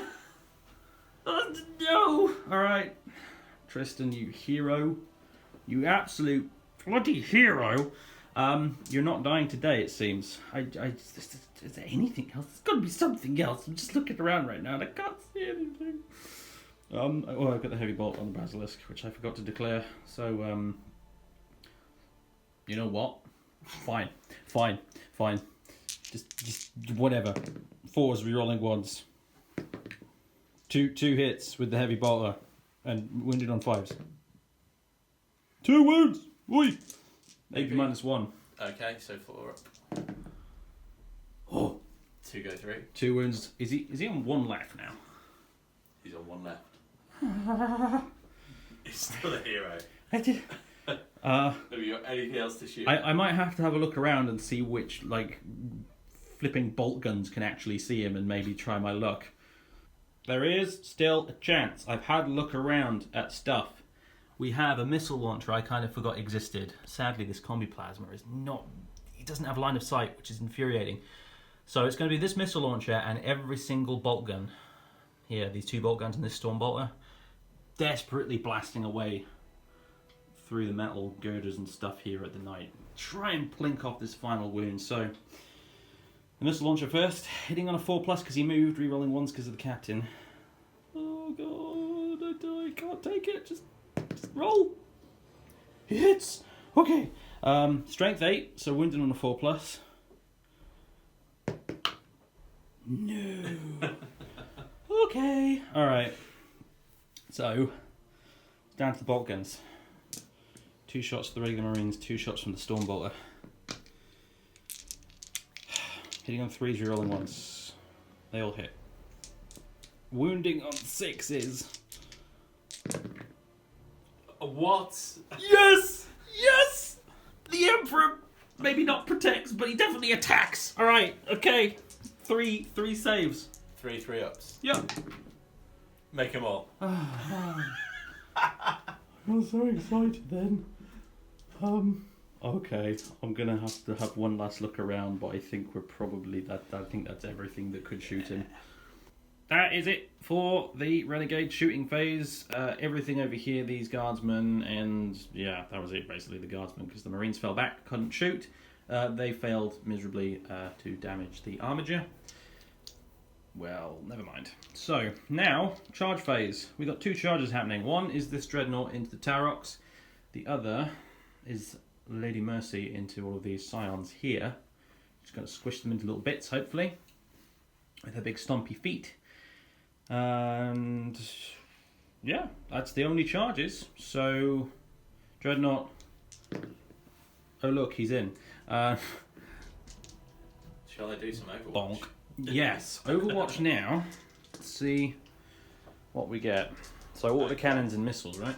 Yeah, so these are the auto cannon rolls. Nope. Okay, no hits. And I'm going to do crack missiles again, so... Nope. No. Okay, good. Right, he's in. Incidentally, he did also fire his multi-melter at the Tarox and missed. At that range. Yes, I know. I don't want to talk about it. So yeah, now it's... Lady Mercy of the EL.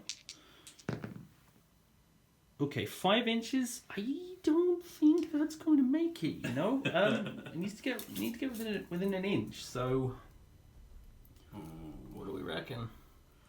I think you're in on the Tempesta, but not on the others. Okay, well, So, I did declare against all of them though, so you can Overwatch with the lot. Yep. Full plasma gun. Ooh, that is probably cocked, to be honest. I want it to be a 6, but yeah, no worries. And that's pistol. Nope. Plasma pistol. Nope. What about do you have any Helgans left? Nope. No, they're all dead. Oh, okay. Well, plod.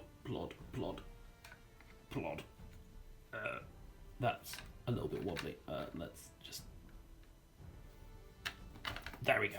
Gotcha. Alright, cool. That's the charges done. Fight phase next. I'm going to have to gather up loads of dice, I think.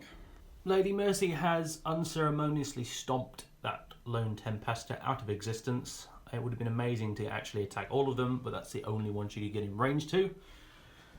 She doesn't really like close combat very much. She thinks it's very uncivilized, you see. That's why she pilots the Castellan, which is a shooty knight. But nevertheless, she did stomp that one guy quite thoroughly into a thin paste. And now it's the Dreadnought into the Tarox. He has 4 attacks.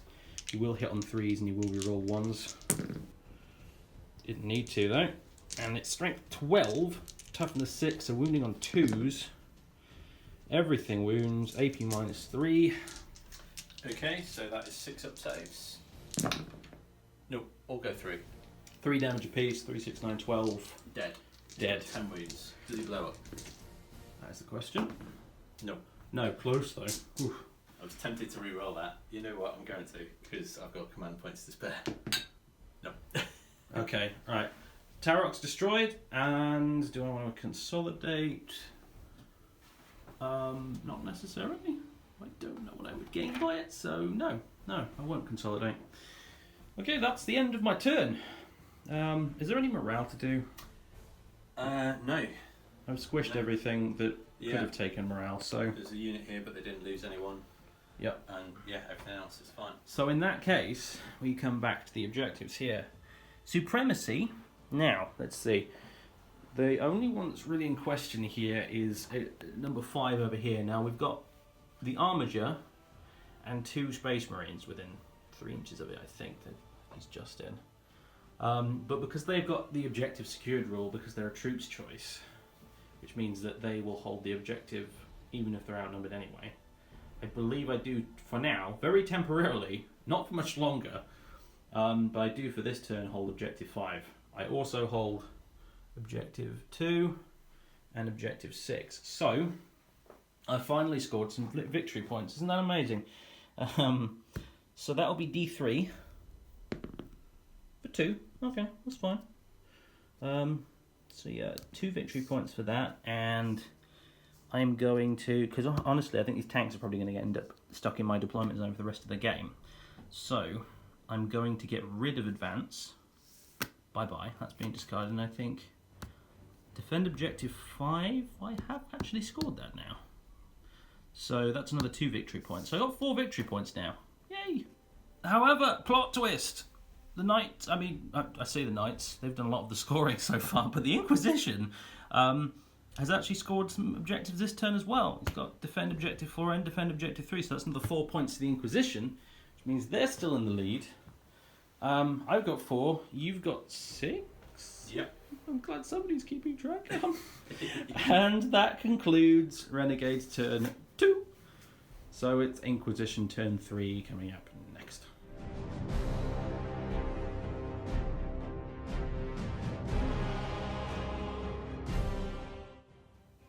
Inquisition turn 3, and these are the cards. Secure objective 2, unfortunately not very likely to happen. Kingslayer, unlikely to happen.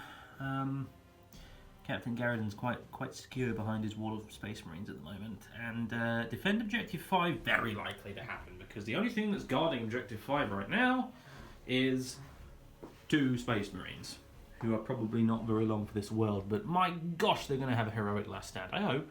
It's nice to think, anyway. So, as you can see over here, the Acolytes and Scions have piled out of these Taroxes, and I'm moving up here to take this objective. The Armiger has shunted right up to these Guardsmen, and this Tarox has moved across here as well.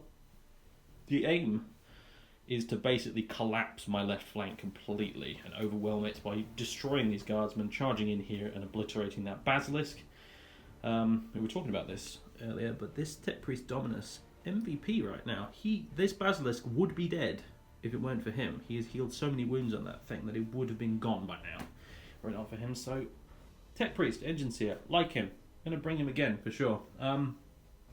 Meanwhile, Braxton and his cohort have piled around here, looking at this Dreadnought, and over here, so Tristan has advanced forward off the objective he doesn't need to be capping anymore, and is looking at Lady Mercy straight in the face. Heroic deeds may be occurring very shortly, I think. we'll see. But yeah, that's the movement. It's all getting a bit up close and personal in the middle of the battlefield now.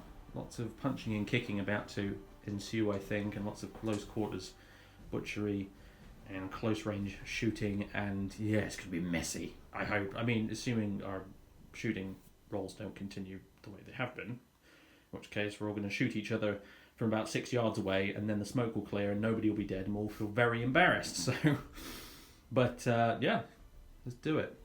Although psychic phase first. Yeah, just one thing. I'm going to smite the Dreadnought from Braxton. Okay. Yeah, goes off. Ouch. D3. What did you roll? I rolled a 6, 7, 8, 9. I'm going to try and do 9 Cool. with my librarian down here, so unlikely, but we'll see. No. So that's 2. You know what? I don't think I've ever denied a power in 8th edition ever. I've just never denied a power ever. Yeah. So, all right. So the Dreadnought takes 2. 2 wounds. Oh, he's on 2 left. Ooh, not good. Okay. Right. Now the shooting phase. The shooting phase begins. Incidentally, I did remember to roll off camera for the Iron Hands chapter tactic saves on the Dreadnought. Didn't get either of them. So meanwhile, everything from the Valkyrie and Sir Tristan are going into the. Well, yeah. Who else are we going to shoot? Really, let's be honest. So Valkyrie first, right? Yeah, I'm going to start with the 2 heavy bolters. Okay, that's You happy with that, or that's a bit cocked. That's what we roll that one. Sorry. That's your fault. So yeah, hitting on 3s unless Yep. you've got any minus. I don't. Or wound. Oh. -1. Okay. 4 up invul on that. 1 goes through. Cool. Just 1 damage on that. Okay. Okay. Goes down to 2. What's next? 2 Hellstrike missiles. Alright. Both hit. Strength 8, toughness 8. 4s. 1 goes 3. Reroll that. May as well. No, didn't work. 1 goes 3, -2. 4 up. No. D6. 3. No. Alright. She's on 19 now. His wounds are starting to hurt just a little bit. That's a 16. That's not a 19. Where's the 19? Las Cannon up next. Come on, don't miss. I mean, don't hit. Thank you. There we go. Phew. Phew.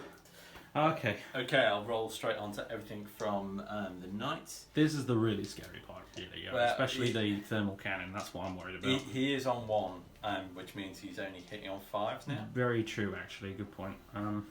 So 14 Still, shots from Endless Fury. His shooting last time was actually really good, if I recall. So he was pretty much the only one in the it was just my saves that were really ridiculous. So 14 shots hitting on 5s. Oh, there's a lot of 6s in there. Okay, now to wound. That is it is strength 6, toughness 8, so 5+. 5s. That is 3 wounds. That's not bad at all. All right, -2 AP. 3 4-ups. Loses 2. So Saves 2 1. damage each. Oh, another 4 down. Oh. That is 15 wounds remaining, and once again, my nemesis, the D20, is there we go, 15. There we go. Thermal cannon. I've used my reroll. There we go. Doesn't hit. Dodged a bullet there. Well, a bullet, a big beam of glowy death energy stuff. What actually is a thermal cannon? What does it fire? Is it like a? I think it's like a melter. Isn't like it? a big It's now melter gun, huge right? melter gun. Yeah. I think. Speaking of which, I do now have a melter gun, which has not been in range until now.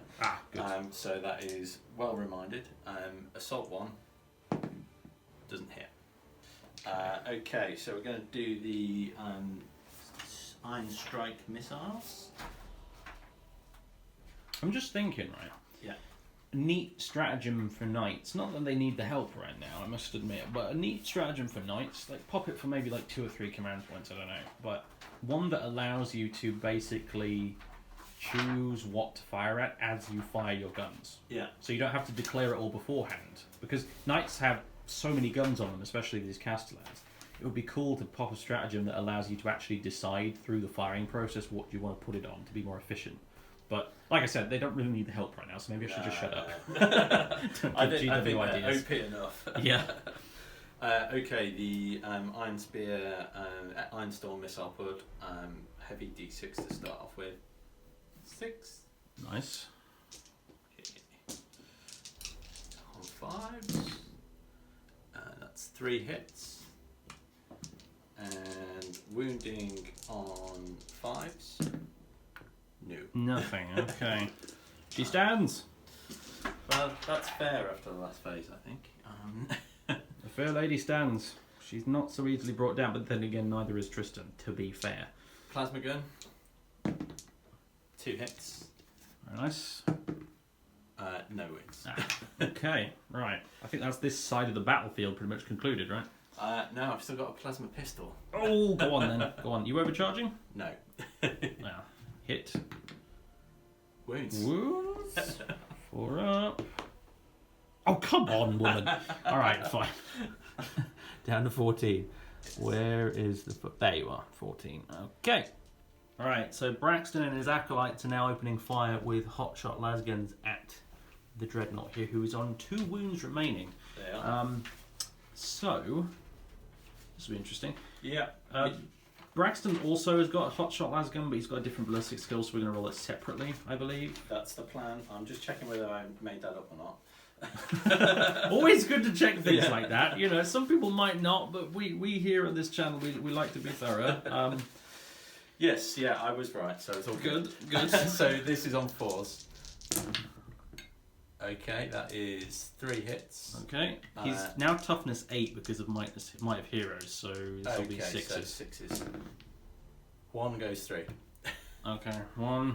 And 8. hotshot lads, so it's -2. Yeah, alright, 5 ups. Oh, wait, he's not in cover from where you are, so yeah, that'll be a 5 up. Come on, you magnificent ancient. No, 6 up, Iron Hands. No, okay. Okay, Braxton's. Braxton gonna finish this dreadnought off. Yeah, that of would course he be is. He's a incredibly boss. epic. Okay, so rapid fire 1, 2 shots. I'll just do that. 1 hit. Wounded on a 6. No. Okay, never mind. Would have been epic. It was still a little bit. Can you imagine put a shot like right through the visor bit on the sarcophagus at the front, and just the whole thing just powers down or explodes, one of the two. But yeah. He wants to charge him, so he's leaving it. Okay, so. Okay, we're going to go to the Armiger, and he's going to fire all of his guns into the Basilisk. Mm-hmm. Okay, the lance is up first into the Basilisk. D3 shots. 2. 1 hit. 1 hit. Doesn't wound, I don't think.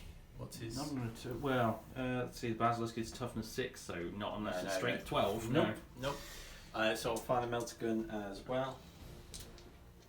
Choose assault 1, so I'm cheating there. It does wound, I think. Yep. Because, yeah. AP minus a bajillion. 4. So no save, just d6 damage. For 1. This is the luckiest Basilisk in the world. It's ridiculous. Okay. There we go, 6 left on you. Okay, Torox. Going to fire the autocannons into the Basilisk. Okay. And, well, I'm going to fire everything into the Basilisk, but we'll start with the autocannons. 2 hits. Oh no, 1 hit because it moved. Oh yeah. Okay. This is going a certain way, isn't it? So, going to be a crack missile from a crack missile launcher. Right then.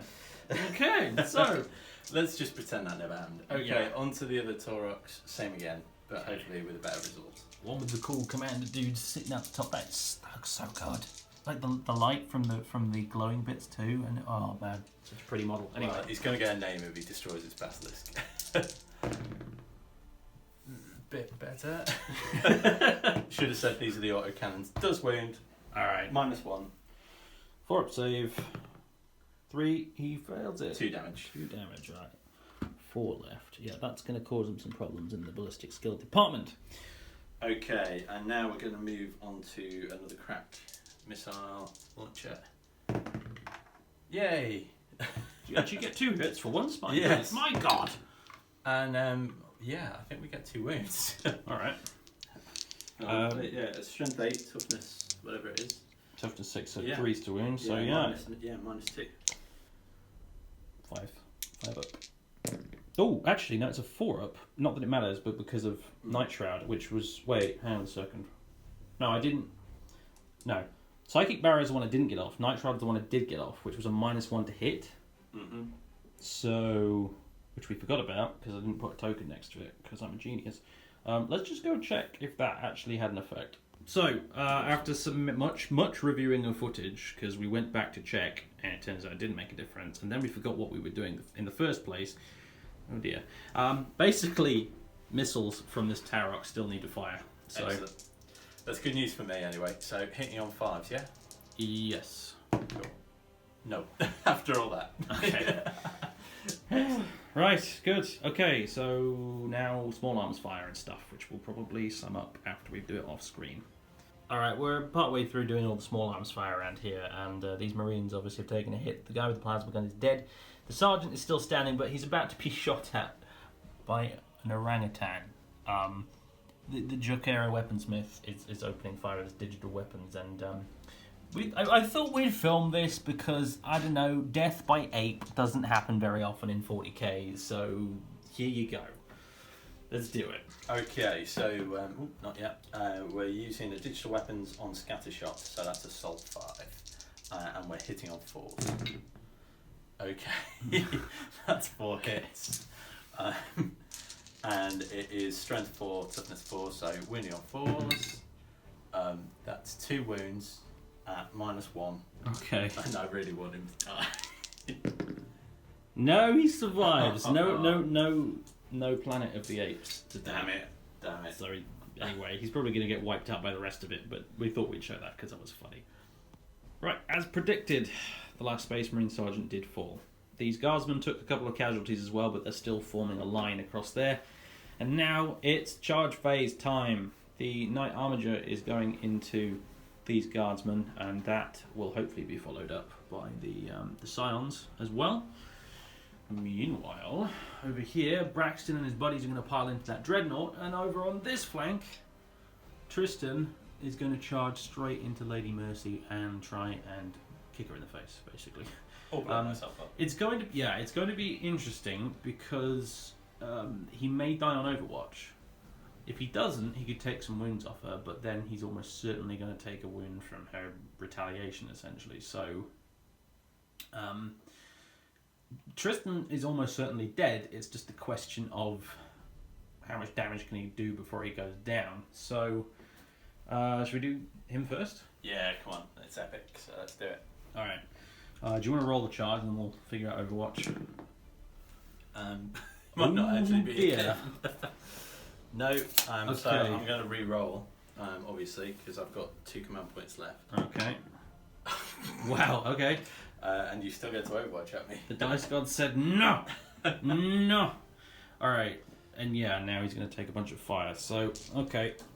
Volcano Lance, D6 shots. 5 shots. I wish I could get that when I'm actually, like, in my normal shooting phase. That'd be grand, but okay. Hitting on 6s. No hits. Alright. Plasma Decimator, 2d6 shots. 5. Alright. Hitting on 6s. No. Okay. Siegebreaker cannons. Actually, let's do the twin melters as well. 2 hits with the melters. I think this might be it. Wounding on 4s. 2 wounds. He's going to work that iron shield like he has all game. Nope. No. Both failed. I think he's had it. So, yeah, I could roll the damage, but there would be no point. So now I think a sneaky stratagem might be about to get employed. Well, it was going to be, but I slightly miscalculated with my last reroll, and I don't actually have enough command points left because it's 2, not 1. Oh dear. So we're just going to do the standard night explosion rather than me Jolly good. forcing it. Let's see if it explodes. No, it's the opposite of exploding. He just ejects from his. I assume these things come with ejector seats. Yeah, of course. It'd be daft if they didn't. So he ejects out, and the crumpled heap that was once his knight falls over onto the ground, surely to be recovered later. But his sacrifice will not have gone unnoticed, I don't think, by House Terran. So we've got the bits left behind. I like it. Okay. All right. So that climactic charge is over with. Lady Mercy got the last laugh in the end.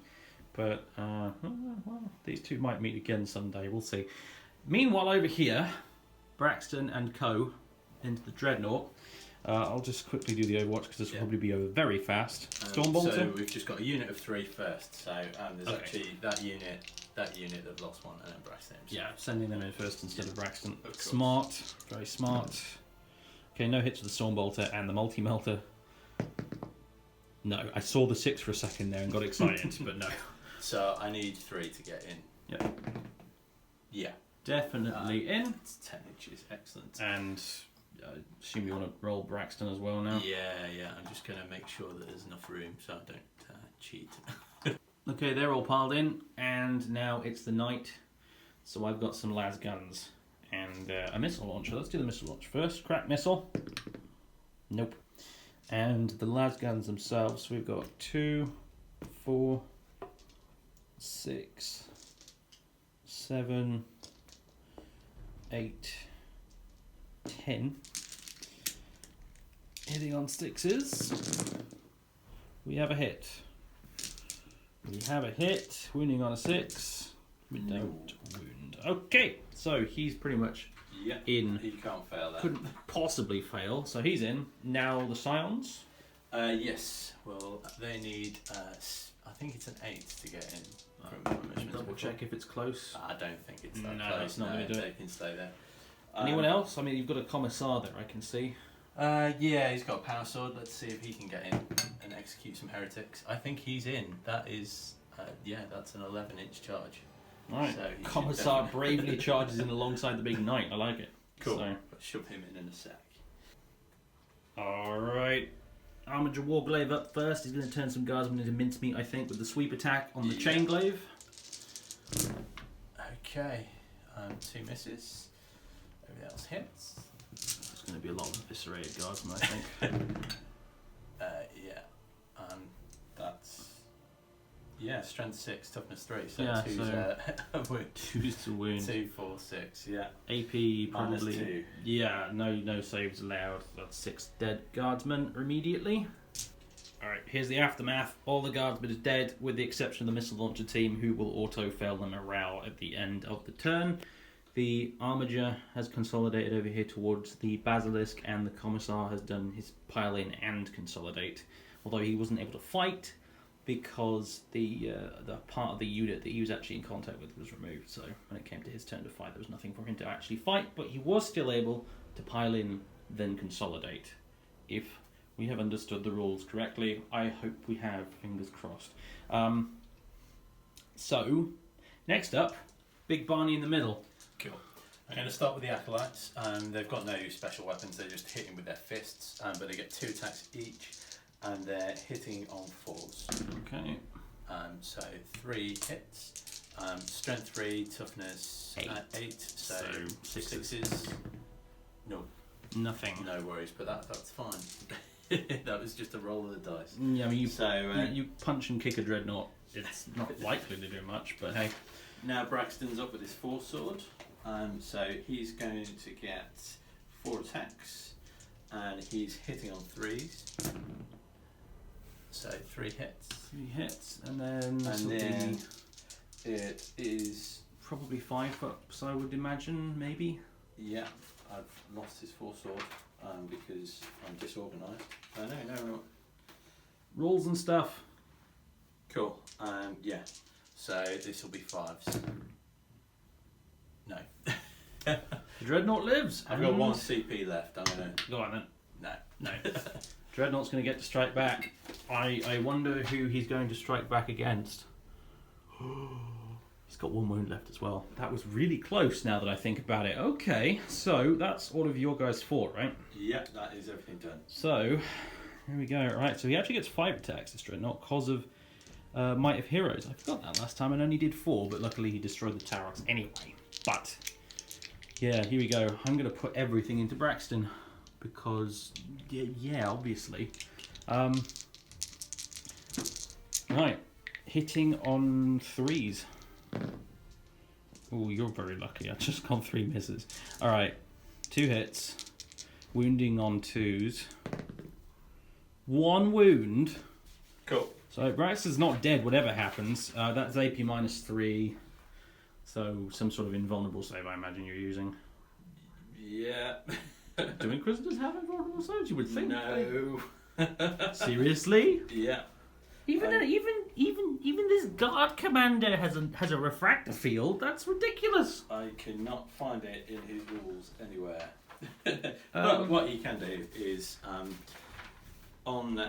because he has his acolytes around him. Right. Okay. If I lose a wound, which I'm obviously going to, because I can't save it. Yeah. This is a flat 3 damage. So. Yeah, and it's a 4-up save. So I roll a d6 for each one. So it's only the 1, and on a 2-up, one of the acolytes can take it for me. So yeah. Right. So he takes the entire hit, Yeah, or he takes the wound. because you would have lost 3 wounds. So do you not roll 3 times? Yeah. Okay. Yeah. So the acolytes are dead, but Braxton is still on full health. okay, you know what? That's cool because that means that we still have the potential of Garridan versus Braxton in single combat, which would be awesome. Although the Dreadnought's kind of in the way, so I don't know. I might have to fall him back, which would be a little bit humiliating. But I don't know. It'd just be so cool. It'd be so cool.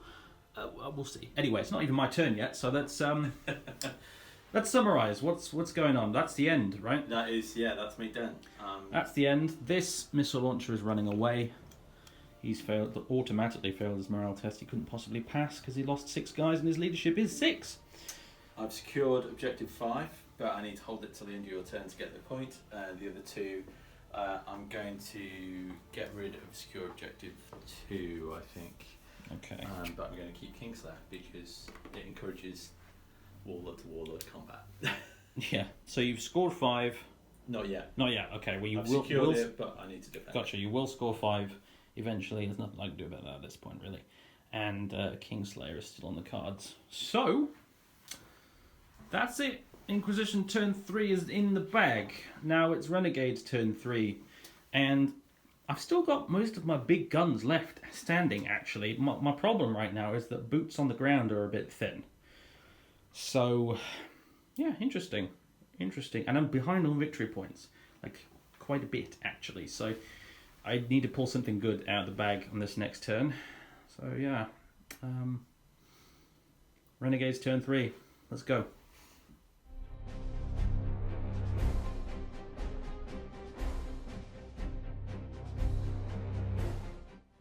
Alright, here are the cards for the Renegades of the Boneyard. We have secure objective 3.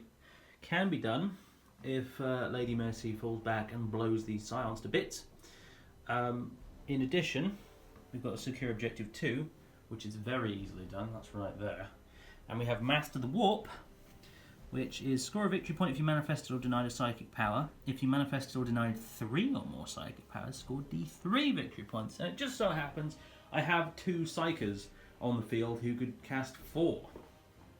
So, yeah, could be easily done, assuming I don't whiff the psychic rolls. So yeah. Oh, and also at the start of the turn, the Tech Priest has healed 1 wound on the Basilisk, who's up to 5 wounds again now. Still stuck in the middle damage bracket though, sadly, but it's something. Alright, I'm going to go do my movement, and we'll come back and see what it looks like. Renegades turn 3 movement took ages because I'm really bad at making decisions. Sorry, Andrew. I had a nap, it's fine. Anyway, so This is what's actually happened. Now, well, Lady Mercy's kind of just shuffled like a crab around sideways so that she can potentially shoot the Tempestor if she needs to. Meanwhile, this squad of Marines has shuffled over here to get some shots into these guys. This squad of Guardsmen has advanced forward to take shots at them. So basically everything on this right flank is moving up to consolidate and ensure that we do get victory point number, objective 3, because that's pretty important really. That might win or lose the game really. So meanwhile the tanks have, surprise surprise, stayed still again, and the reason is because why would I move them? There's no point. I mean, I could run away from the Armiger, but if all goes according to plan, I will blow the Armiger to bits. Meanwhile, though, down here, the Tech Priest has gotten bored of fixing stuff, and he has now moved over here, and I think he means to clobber this Commissar in the head with his omniscient axe, which would be quite fun if it happens. We'll see. In the middle, basically, is where a lot of the decision-making had to occur. So this Lone Sergeant has moved onto Objective 2. So we've got that. Now, the question was, what do we do with the Dreadnought? Because I could... the Dreadnought can remain in combat with Braxton and punch him. And Andrew doesn't have any command points left to interrupt combat, so that's pretty much guaranteed to happen, unless Braxton is really, really lucky.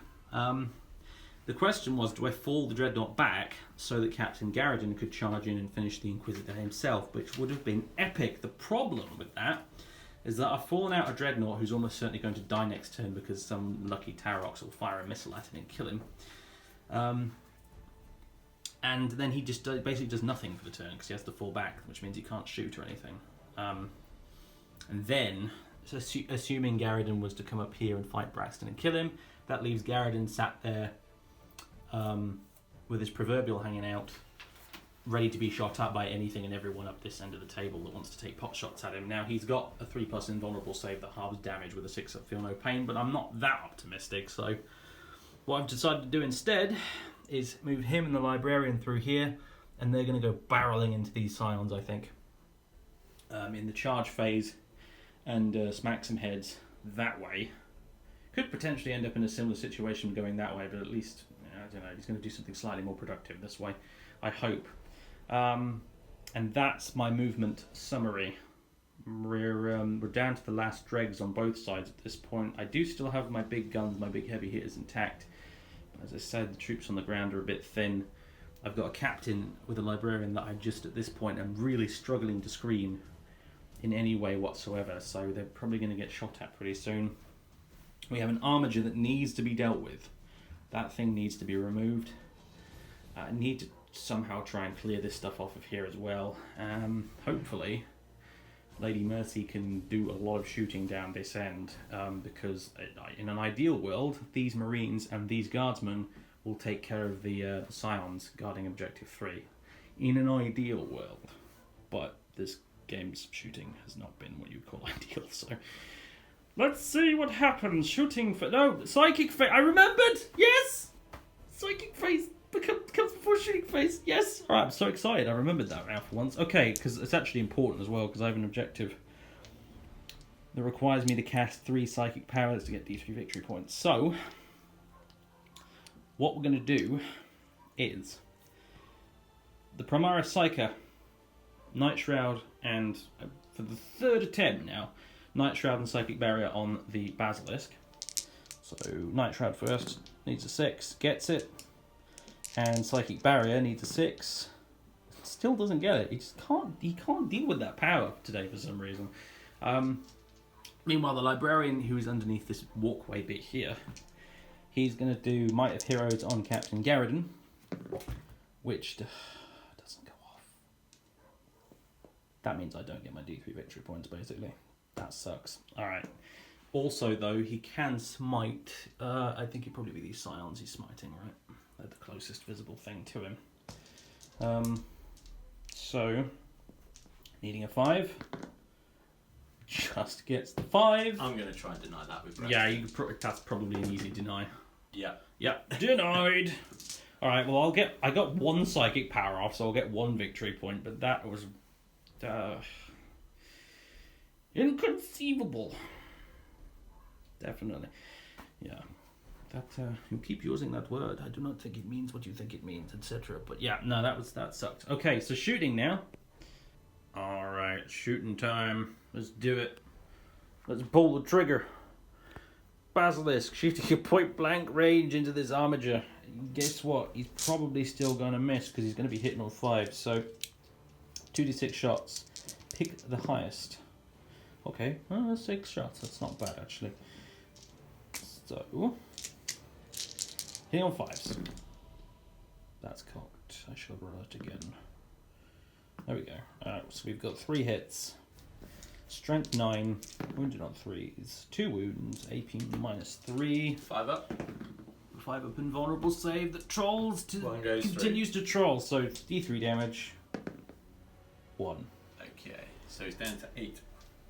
Great. Alright, the heavy bolter is going into the acolytes over there. Those ones. These ones here? Yeah, that's correct. The Jakera is a separate character. He is, he's separate. I can't gun down the ape, which makes me kind of happy and kind of sad at the same time. But alright. So, hit on 5. Oh, 2 hits. Strength 5, 3s to wound. 2 wounds, AP -1. Okay, that's a 6 up. Only 1 dice. Okay, fair enough. And now I think Commander Hannibal. Yeah, he's going to be shooting everything again at the armature. So 2d6 didn't move against rerolling 1s. Actually, it was the same case for the basilisk, but I don't think I rolled any 1s. 2d6 shots and pound them to dust again as his self-order. I like to think that when tank commanders order themselves, really they're just ordering the crew, I suppose. If you needed to make a bit more sense, but whatever. Okay, so 10 shots. That'll do it, you would think. We'll see. We'll see. Your 5 up invulnerable saves have been legendary in this game so far. So, all right. Hitting on 3s, rerolling 1s. Okay. Get rid of those 2s. And that one got super gotten rid of. Break that up in a minute. Right. Now, wounding on 3s. No, wait. Toughness 8 or 7 on these guys? 7. I forget. 7, alright, yeah, wounded on 3s. Yeah, everything wounded. AP -3. You've got 1, 2, 3, 4, 5, 6, 7 invuln saves to make. 7 5 ups. How much you get? 4 went through. 4 I went made through. 3 saves. That's not bad. In terms of statistical averages, it's actually still pretty awful, though, because that's going to do probably quite a bit of damage unless I roll all 1s and 2s here. So yeah, 4d3. 1, 2, 3, 4, 5, 6 damage.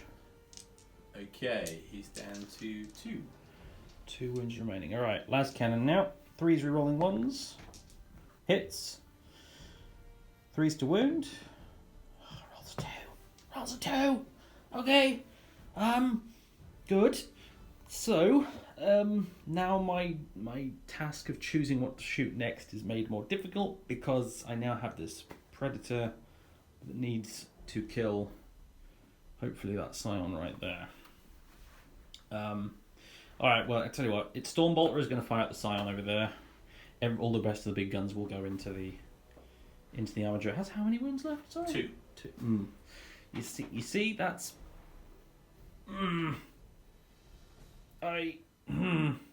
No, okay. I'm gonna... No, but...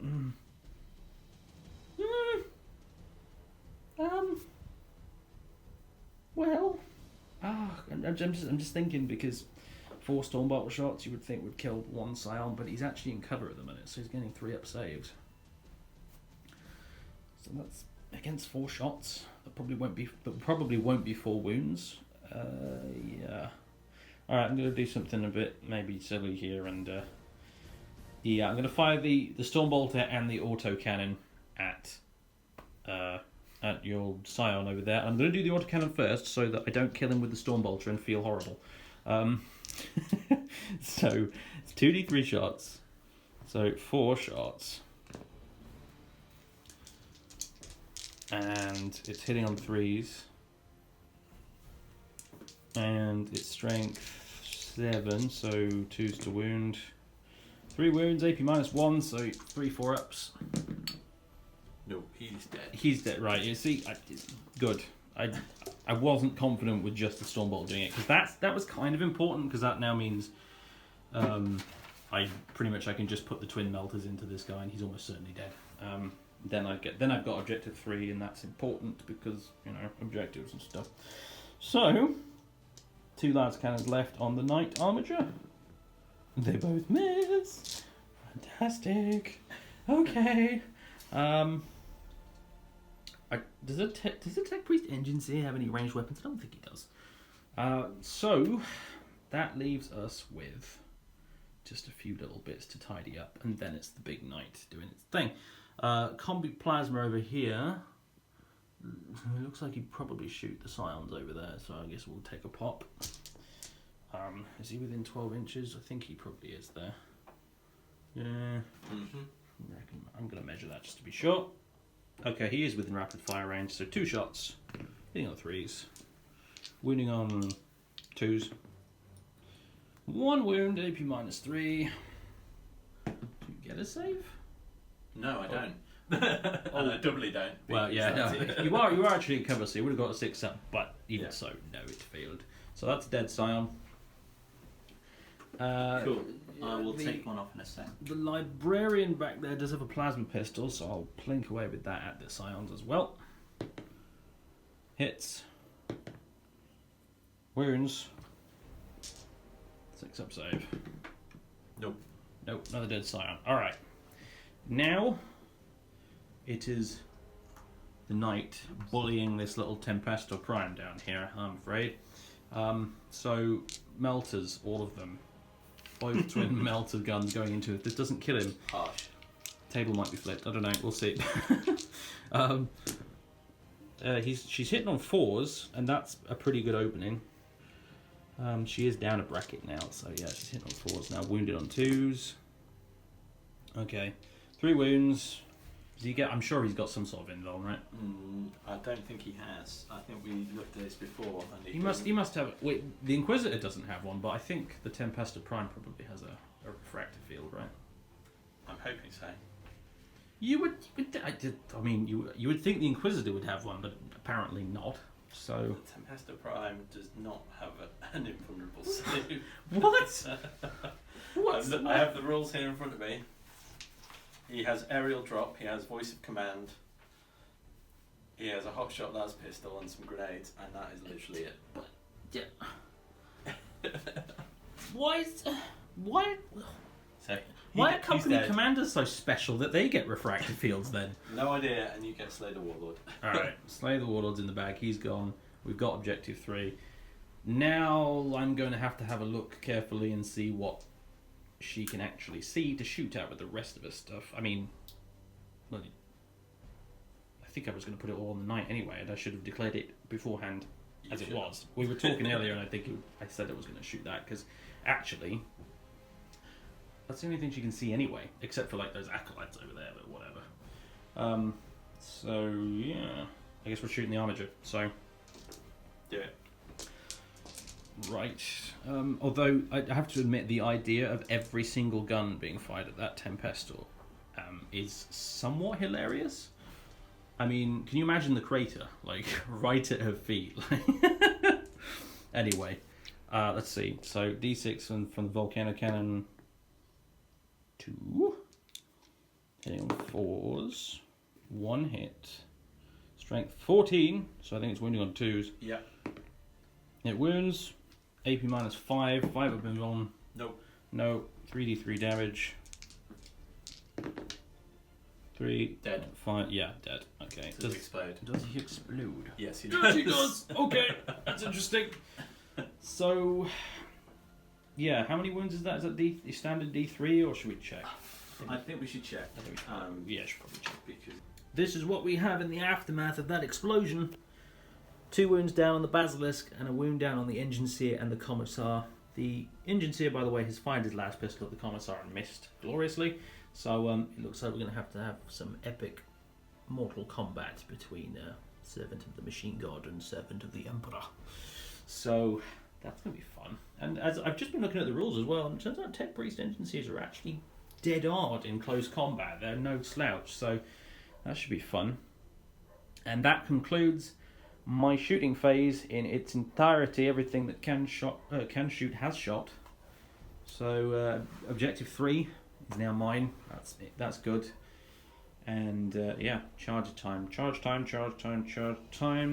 The engine's here, I think, to start with into the commissar. So if you want to blam your pistol at him. Nope. Okay, and I'm pretty sure. This is academic at this point. I'll do it anyway. There we go. He's in. Duel of the Fates playing there. Okay, and meanwhile over here, let's see, who do I want to take this? I'll have the captain take it because he's a bit harder than the librarian. So yeah, captain into Scions. Okay. Last pistol. Yeah. Okay. Wounds. Okay. He only has a 3+ armor save. Captains don't get like 2+ armor saves as It's standard. hotshot las as well, so it's -2. Alright, well, 3+ invuln then. Come on, dude! Alright then, so... Plasma? Nope. And the hotshot las gun, which is in rapid fire range. Nope. Alright then, well, I'll roll the charge. 4, 5, 6, 7. Yep, that's definitely in. The question is, do I want to go? Yeah, I'll go around like that, I think. And I will be annoying and probably pile into the Taurox. Stand on the barrel, man. It's not that hard. All right, captain's in, as is the librarian. He made it in as well. I did remember off screen again to roll the Iron Hand save for the captain. It didn't save, so he's down to 4 wounds from a las pistol. Yikes. All right. So fighting now. Basically, we're going to start with the captain. So I need 4 dice because he's got 4 attacks with his Thunderhammer, hitting on 3s, rerolling 1s. There's a 1. Okay, all 4 hit. I think killing on 2s. Yes, Scions. So yeah, he kills 3 of them. So that's 3 dead Scions. That's the squad. Is that the whole squad? Oh. Yeah, you already killed 2 Yeah, of it them. is. Crikey. All right. And then he will consolidate into the Taurox, just to be annoying. The librarian, he's going to pile in 3 and consolidate 3 into the Taurox as well. Doesn't really gain me much other than a bit of extra movement. And the Taurox can fight back at them later. But meanwhile, we have another confrontation to deal with here. Engineer versus Commissar. Now, I'm going to have to double check the rules for this guy. Okay, so he has 2 weapons he can fight with, his Omniscient Axe and the Servo Arm. The problem with the Servo Arm is it hits like a truck, but it only hits on 5+, which is not brilliant. So I'm going to go with 2 attacks, because all he gets is 2, with the Omniscient Axe. So that is hitting on 4s. 1 hit, and it's strength 5, so wounding on a 3. It does wound. AP -2. Okay, so that's my 5 up refractor field. Yeah. Saved. Right. Okay. We have a new hero. Yeah. Commissar is suffering not the crazy machine priest and his antics. So he'll be hitting back at the tech priest very shortly. Bit of a miscalculation though, I thought you'd do better. Alright, and that leaves us now with the Dreadnought versus Braxton. So, 4 attacks from the Dreadnought. He no longer has Might of Heroes on him, so hitting on 3+. 2 misses. Gonna cut it close again, aren't we, Mr. Dreadnought? I can see. 2s. Yeah, apparently so. 1 wound. Any minus? Yeah, -3. Okay, so This is again that no becomes save. 7 up. So this unit of acolytes are within 3 inches.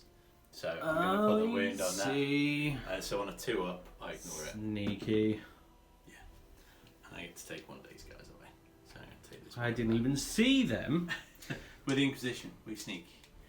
Apparently so. Alright, so that Dreadnought still has not killed Braxton, and He's about to hit you back. yeah, okay, let's do it. Okay, 4 attacks, hitting on 3s with the 4-sword. All hit. And this is strength what? It's only strength 3. So 6 to wound, yeah. I think we might have rolled that as 5s previously. So, no, yeah, 6s. No All right. worries. Remains inconclusive, that battle, then. So, but I do get to hit you back with the what's his face? I like to imagine the Dreadnoughts like carving a path through the acolytes to get slowly towards Braxton, as opposed to Braxton just reaching behind the crates and just grabbing a human shield every now and again. No, that is his style. So, Commissar is going to hit your priest back. Right, So, yes, okay. He has 3 attacks with his power sword. Hitting on 2s, I should say. So all hit. nice one. Commissars don't muck around. And it is strength user, so strength 3. Alright, 5s to win then. So just 1 wound. Just the one. Minus 3 AP. Well, 6 up invuln or armor save, take your pick. Fails. Just 1 damage. Just the 1 damage. So the engine steers down to 2. So that deal will continue as well. Interesting. Okay. That concludes the turn. Any morale? No. Yeah, The splattered everything. The acolytes can't fail. Thanks to Braxton's leadership aura, essentially. Yeah. So. And even the one over here, they only lost 1 out of the unit of 4. So Yep. I don't think they can fail either. Okay then. Well, I guess that's the end of Renegade's turn 3. So let's have a look at the cards. Secure objective 3 was achieved, so we got that. Secure objective 2 was also achieved, so we got that in the bag as well. Master the Warp was achieved, but only the minor version of it, so I do get 1 point for that. So we've got that turn a grand total of 1, 2, 3 points. And Brings Slay us- the Warlord. And Slay the Warlord, yes, I almost forgot. So that brings me up to 4, 5, 6, 7, 8 points. So just slightly in the lead now, 8 points to 6. And I got to secure objective 5. okay, right. Sorry, So defend objective 5, except... Yeah, I am still defending objective 5. okay, so that means you're on 7? 7. 7 to my 8. It's close. All right, Inquisition turn 4. Here we go.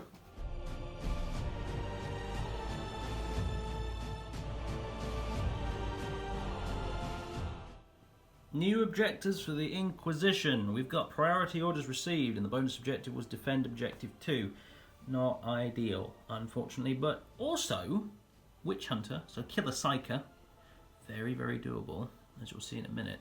And Kingslayer, also fairly conceivably possible as well. So, getting both of these would put the Inquisition 1 point in the lead. Now, movement has been completed, and this is what everything looks like at the moment. This Tarox has fallen back away from there to give these guys the opportunity to essentially form a firing squad and try and take out the captain or the librarian. Or both. This Tarox has charged over here towards this gap as well, and Braxton's fallen back out of combat to allow his guys to shoot this Dreadnought and plink off that one last wound, I reckon. Things are getting desperate at the moment, especially for the Inquisition. We're fighting with tooth and claw at the moment to stay alive and just get ahead on those victory points, because if the Inquisition finish this with only a few guys left, they might still be able to drive us out at the end of the game and leave us stuck in the Radstorm as they shelter beneath this facility here. So that's what's happening. Do you want to jump straight into the shooting? Yeah, let's do it. I'm going to start with the Valkyrie, putting absolutely everything into your knight. Right. So with a bit of luck, I can just finish it off, because it's been the bane of my existence all game. So I'm dropping all of my stuff. Right. Okay, so Hellstrike missiles. 2. Hitting on 3s. Just 1. Doesn't wound, I think. Strength lots, I'm guessing. Sorry, your toughness is lots. Toughness 8, yeah. Yeah, it would have been 4s. Okay. Hard as a brick. Las cannon. Nope. Oh, dear. Yeah. And 2 heavy bolters. So 6. Whiffing again. Well, when you're hitting on 5 pluses, it's difficult not to, sadly. I mean, Yeah. you might be on even less because you're. Are you not down a bracket by now on that Valkyrie? No, it's not. Oh, Hasn't okay. it? You've hardly shot it, to be honest. Okay, yeah, well, yeah, I got that. it's- I got that multi-melter hit, and that's about it. It's still, I think it was on 9 wounds, which puts it in gunship 1, so that's the top bracket. Alright. That had just fallen off there. Okay, so that was pants. I'm going to have my little firing squad at your dreadnought. Right then. So we've got 3 with hotshot las guns. They're within rapid fire range, so that's 6 shots. Hitting on 4s, I think. What? Oh, Yeah. okay. That's not good. You got 1 hit there. There was a 4 in there. No, there wasn't. You sure? I'm positive. Okay. Bolt pistol. Right then. Okay. Anyway, that's unimportant. I'm going to start with these acolytes over here. So Right. I've got a combi melter, a melter, and a flamer. So we'll start with the flamer. No re-rolls, damn it. Yeah. So that's just for the number of shots. It's D3 or D6? D6. Okay, so that's 2. 2 wounds, though. Okay. This is on your warlord, sorry. Yeah, of course. Alright. 3 up saves. He does make them both this time. Flamer he can deal with apparently, but a las pistol, no, apparently not. I guess that one was a bit unexpected, whereas the flamer he was able to just sort of raise his shield and get behind it or something. Yeah. I'm running the combi melter as the melter, so they're both going to fire at your warlord. Woo.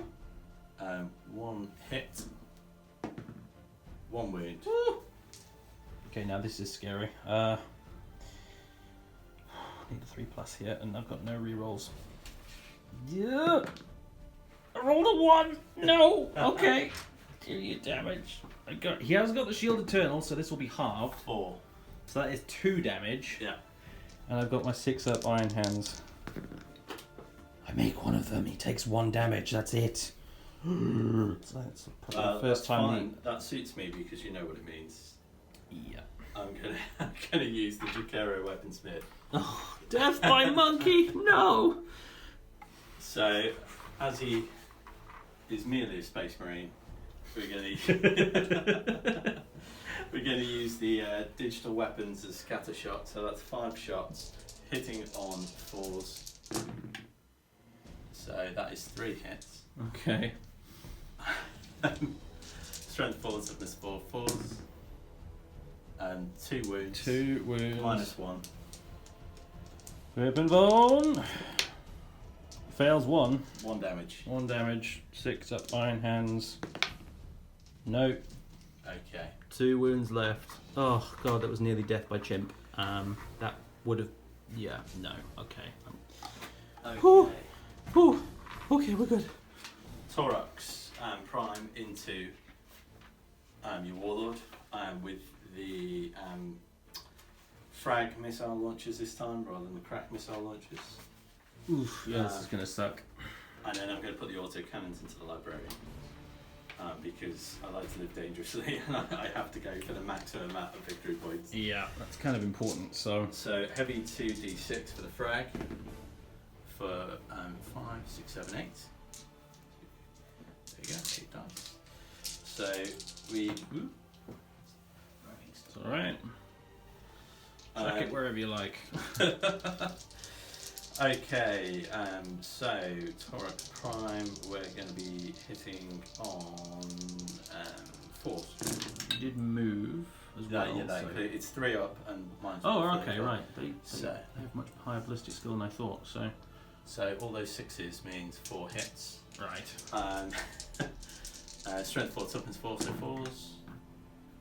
That is 2. No minus. 3 up. Fail 1. 6 up iron hands. Oh, Makes it! Yes! Okay. what a boss. I have to try harder than that. That'll be my famous last words, of course. So now it's the autocannon. Into the librarian now, so I can't get slayed. Oh, right, okay. Well, not this turn, anyway. Okay, so that is 1. And does wound. Strength 7. 18. So minus 1. Minus Okay. 1. Right, 4 up save then. Makes it. Right, okay. Okay. The dynamic duo have survived. At least, that's the thing. You could charge him. Yeah. It might be a bit desperate, but you could charge him. I think just everything's going to charge your warlord. The Jacaro, Including the Tarox. Yeah, including this Tarox here. Just Honk, because, honk. you know, it's D3 victory points, so there could be a difference between win or lose. Alright, cool. So I'm going to start with the Tarox. Right. You know what? I don't even know if he's got a gun. He might have a bolt pistol, in which case... Okay, now I actually have to check if he's got a bolt pistol. Right, turns out he actually does have a bolt pistol hidden away somewhere. Right, so that did hit, and this will wound on a 5. Doesn't wound. All that for nothing. Alright. I'm in. In goes the Tarox. Just for ease, I'm going to reverse in. How dare you, sir? How dare you just unceremoniously reverse onto my warlord? Okay, the Acolytes. I think that's in easily. Okay. So he can come around here. Were you charging my librarian there? No, just your warlord. Okay. And the Jacaro. Yeah, he's in. Death by monkey. Alright, so. Okay. Anything else? I'm going to charge all these guys in.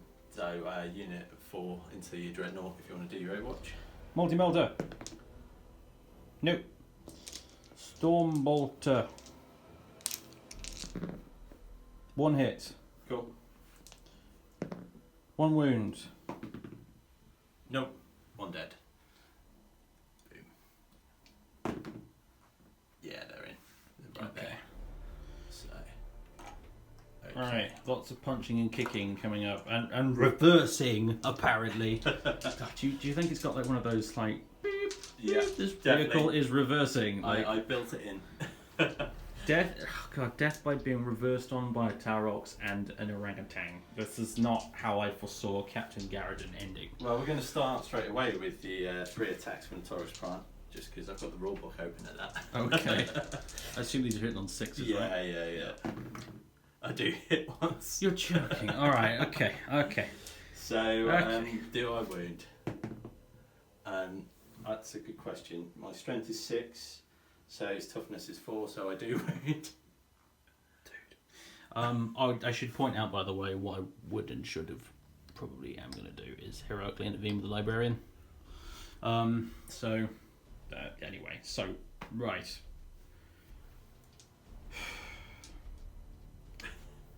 Three up. Makes it. I can unclench now. That's good. All right. Okay. But now I've got to live through the monkey attack. So. Why are you intervening? Sorry, you said you were gonna. Oh, I heroically intervened. Oh, you but haven't got command points for it, so I know that's. I fine. can't actually. I'm with you. Yeah. Okay, so I'm going to do the attacks from the Acolytes first. I think they get 2 each. I'll just double check. Okay, 3 acolytes left. On 4s. Not a sausage. Wow. Okay. Mega whiff. Yeah. And now the mighty Jacaro. I have no idea how many attacks he has.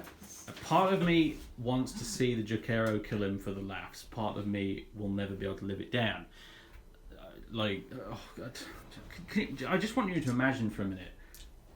Painstakingly converting a new captain model with a very expensive Forge World base for like a week, and then he gets killed by a monkey. can you ever look at that miniature in the face again without laughing? Because I don't think I'll be able to. Like, Well, it's good news for you anyway, because he only gets 2 attacks and he hits on 6s. okay, I'm a little less worried now. He does hit. No. So I'm wounding you on 6s because he's strength 2. Oh gosh. Okay. No. All right, never mind then. So he's a shooter, not a scratcher. Yeah, I kind of assumed with those crazy digital weapons, you might there might be a cool melee profile for them or something. But all about the shooting. Okay, acolyte time. I've basically got 2 guys, just normal guys left, and 1 guy with a chainsword. this is against the dreadnought, yeah. Yeah. So they get 2. Does that include? That does include that turncoat guardsman. Oh, I want to It does. squish him. So I just do the standard attacks first. Oh no, hang on. So it's all strength user, so I can just get 1 and then another 1 for the chainsword. Yeah, cool. So we're hitting on 4s. Okay, not Very bad good. at all. And we're working on 6s again. Yep. Nope. Nothing. Nothing. Okay. The honoured brother stands firm on his 1 wound left, And guarding the alleyway of death. Now you can hit me back with stuff because that's the Commissar. Commissar. Yep. Yeah, I forgot about him on his lonesome over there. Make that toaster pay. I mean, I actually quite like that toaster. He's fixed my basilisk a lot, but still, Yep. I do like commissars as well. 3 attacks on 2s with a power sword. 2 hits. 1 wound. All right. -3. 6 up save. Rolls a 5. Nope. 1 damage. 1 left. He will get to strike back then. All right. Well, let's do it straight away then. So, he gets 2 attacks again with the axe, I think. Hitting on 4s, 2 hits. Strength 5, so wound on 3s. 1 wound. AP -2. So, refractor field, right? Yeah, 5 up. Nope. 2 damage. So he's down to 1 as well. This epic duel will continue. Oh man, that's actually kind of badass, man. The commissar fighting a tech priest. That's awesome. Anyway, let's see. Okay, I'll have the dreadnought attempt to squish these remaining acolytes, including that guardsman. 4 attacks. Hitting on 3s. Yeah, he's very resilient, this dreadnought, but he can't actually hit stuff for toffee. So, wounding on 2s. I think might be killing on 2s actually. Yeah, that's 2 wounds. AP -3. Flat 3 damage each. So, This dreadnought, so Yeah. flat 3 damage. Mine, no, dead. dead acolytes. 2 of them are anyway. So is it?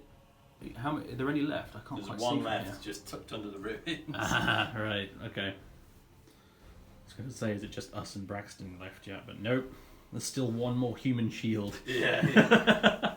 He's probably sitting there hoping the Inquisitor doesn't see him.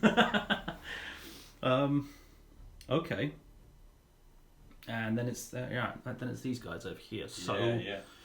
Who are you hitting? So, part of me wants to squish the monkey to ensure that no monkey business occurs in future turns. But actually, what I should really do with that big ass thunderhammer is smack the tower rocks. So yeah, that's what I'm gonna do. 4 attacks then on the tower rocks, hitting on 3s, rerolling 1s. All hit. Strength 8, so 3s to wound. That's annoying. All right, and AP -3, so that'll be a 6 up save for your tower rocks for each of them. Okay, how many, sir? 2. Do it over here. No, okay, that's 6 damage then. Cool. He's down to 2. Okay, and then the heroically intervening librarian on the acolytes. He, I think he only gets 3 attacks, but I need to check. Yeah, I was right. It's 3 attacks with his force axe, Hitting on 3s, they all hit. Strength 5, so winning on 3s. Oh, okay. 1 goes through. AP minus 2. On the acolytes? Yes. Okay, so that's 6 up. Makes it. Alright. Okay. Thanks to my retreating turrets. I believe now that's all of our combats concluded. Yep. Morale. So those guys didn't lose any. They lost 1 last turn, I think, so that's alright. That guy gets to use Braxton's leadership of 10. Mm-hmm. It's fine. Cool. And then, yeah, no, that's it. That's so, it. That's for I've morale. not got much left. So, let's have a look at the old cards. What have you got, sir? Not a sausage from that round. Kingslayer failed, Witch Hunter failed. There's no way I was going to get those. Yeah. So I'm still on 7. Alright, I'm still 1 point in the lead then. I honestly, I thought you might get Kingslayer there. Yeah, I should have put everything into him. Rather Losing, than split it. losing that 1 wound to the las pistol was worrying, honestly. I think in future I'm probably going to have to run Iron Resolve on him as his Warlord trait, so he gets an extra wound, just so I feel a little bit safer. Champion of the Imperium is cool, but he's not actually fought any characters in this entire thing. So yeah, I think Iron Resolve in the future, because he's not in Terminator armor, he doesn't have that 6 wound stat to rely on. So anyway, that's it for the Inquisition. Turn 3, Renegades turn 3. Are we still on turn 3? Yeah. No, it's turn 4 now. Turn 4, okay, right. Ugh, I probably said turn 3 a bunch of times previously when it wasn't. Anyway. Renegades, turn 4, up next.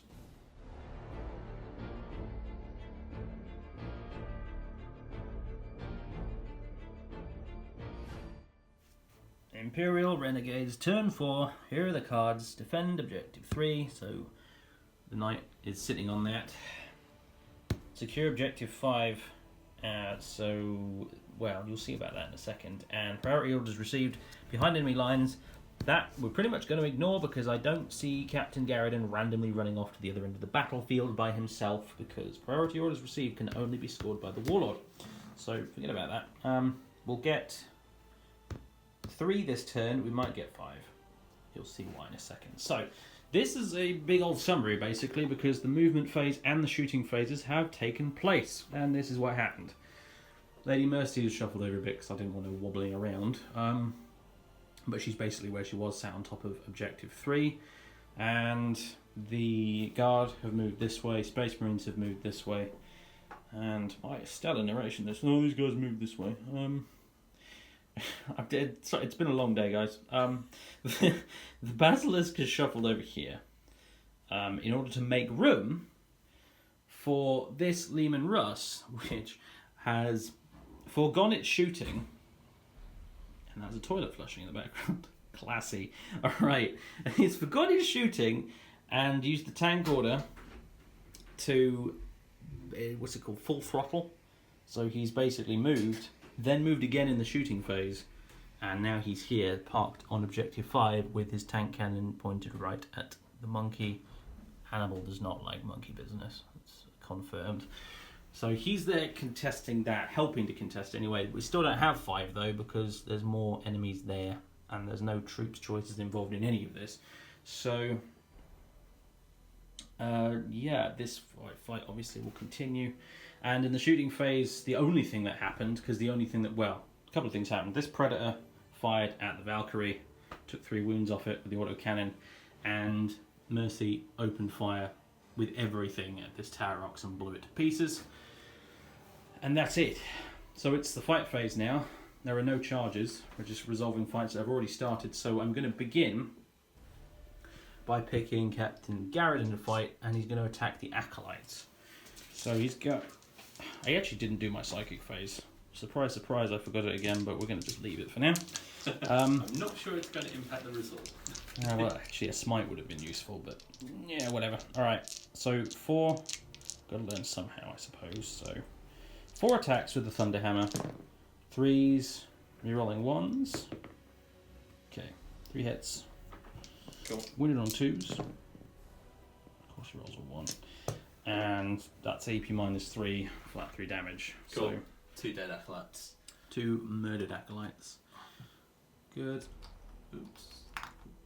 And now it's your turn to choose a unit advisor. Can you guess what I'm going to do? Over 100 maybe?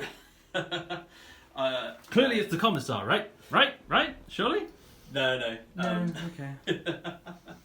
Just because I don't want his last act to, be in vain. The Chikero is going to attack your captain. 2 attacks, hitting on 6s. Nope. Okay. But Can you imagine? I was imagining that was the problem. Anyway, so alright, the Jakero now let's see. Tech Priest. I'll do the Tech Priest. He's got 2 attacks, hits on 4s. 1 hit. Wounds on a 3. Doesn't wound. Alright. Commissar is going to hit you back then. He's been pretty awesome this game. I think he deserves a name. But we'll leave that for another day. Okay, he's got 3 attacks, I think. Yeah.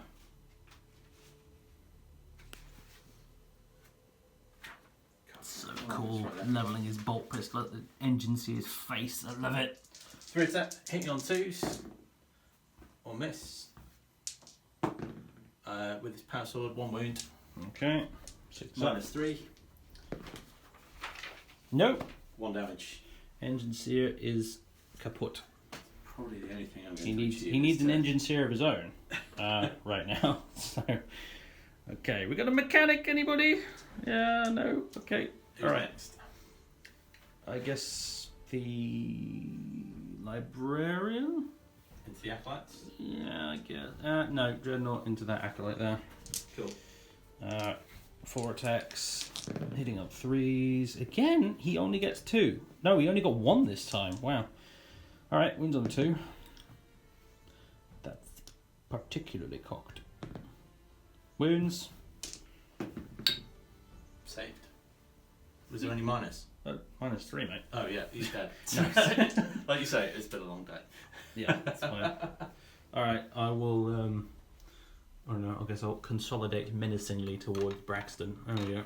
Bruh. I'm coming for you. Okay, well, before you come for me, my acolyte is going to hit your captain back. 2 attacks, hitting on 4s, 1 hit, strength 3, 1 wound. Okay. No AP. 3 up. Saved. Nailed it. Right then, that's the end of the turn. Okay. So, just before we do anything else, there is no morale, is there? So, nothing that Actually, can be failed. I don't think. My acolytes are not within range of the Inquisitor, so they're leadership 7, and I've lost 3. Yeah.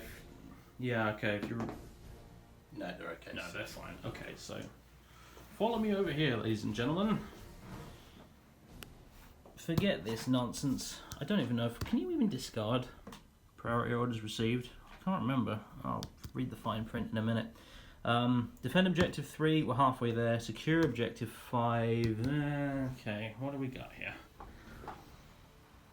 Within 3 inches, we've got a Jakero and a tank. Single acolyte. Which means I think it's contested unless that acolyte is within 3 of the centre of the objective. I don't think he is. I think he's 4 away because he was there.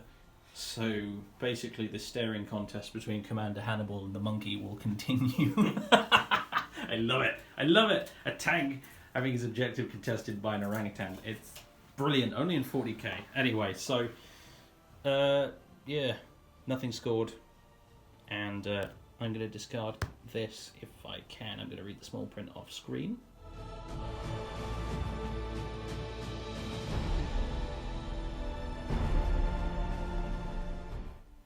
Inquisition turn 5. These are the cards. Still got Witch Hunter and Kingslayer.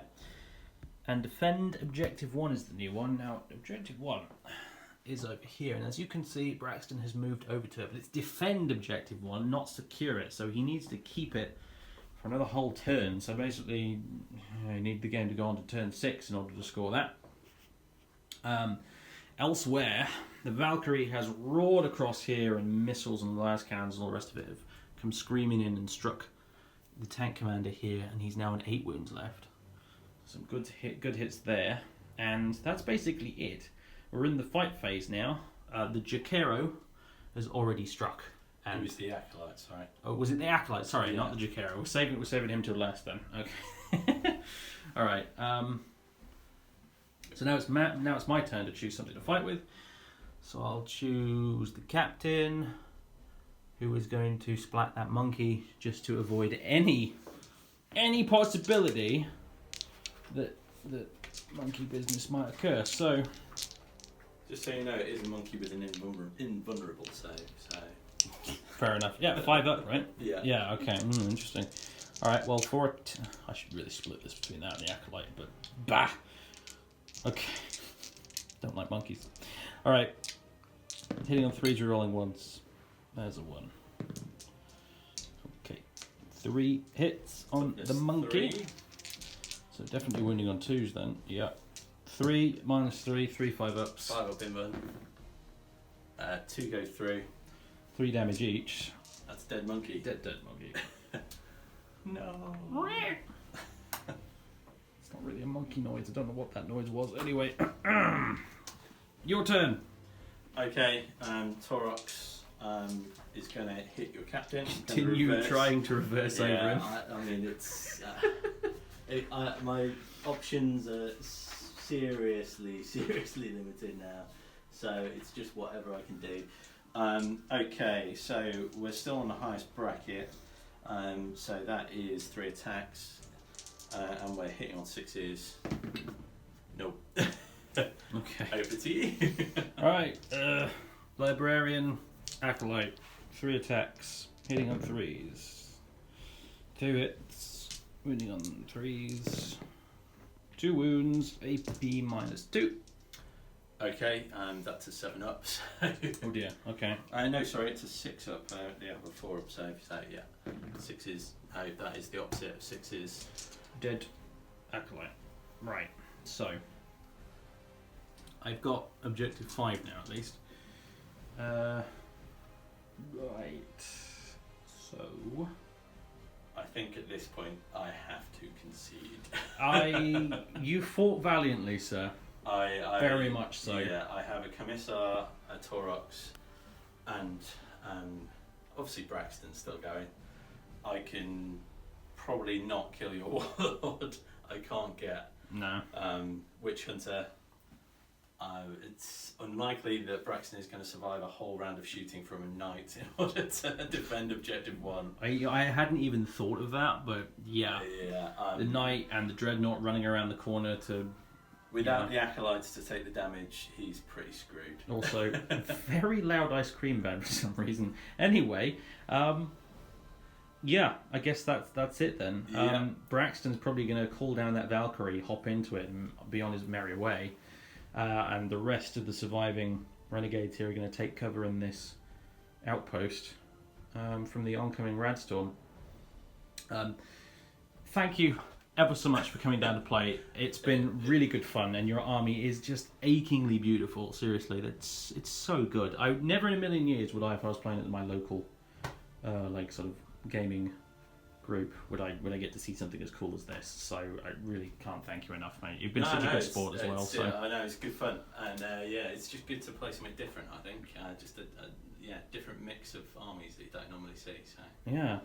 I mean, okay, it's basically soup, but but it's soup with a good narrative, so it's all good fun. Yeah, I mean, I'll admit, okay, the Knight Castellan, I've used it a grand total of once before this, and it was against a dead-hard Ultramarines list with Gilliman and all the rest of it, so I may have completely underestimated how powerful this thing was.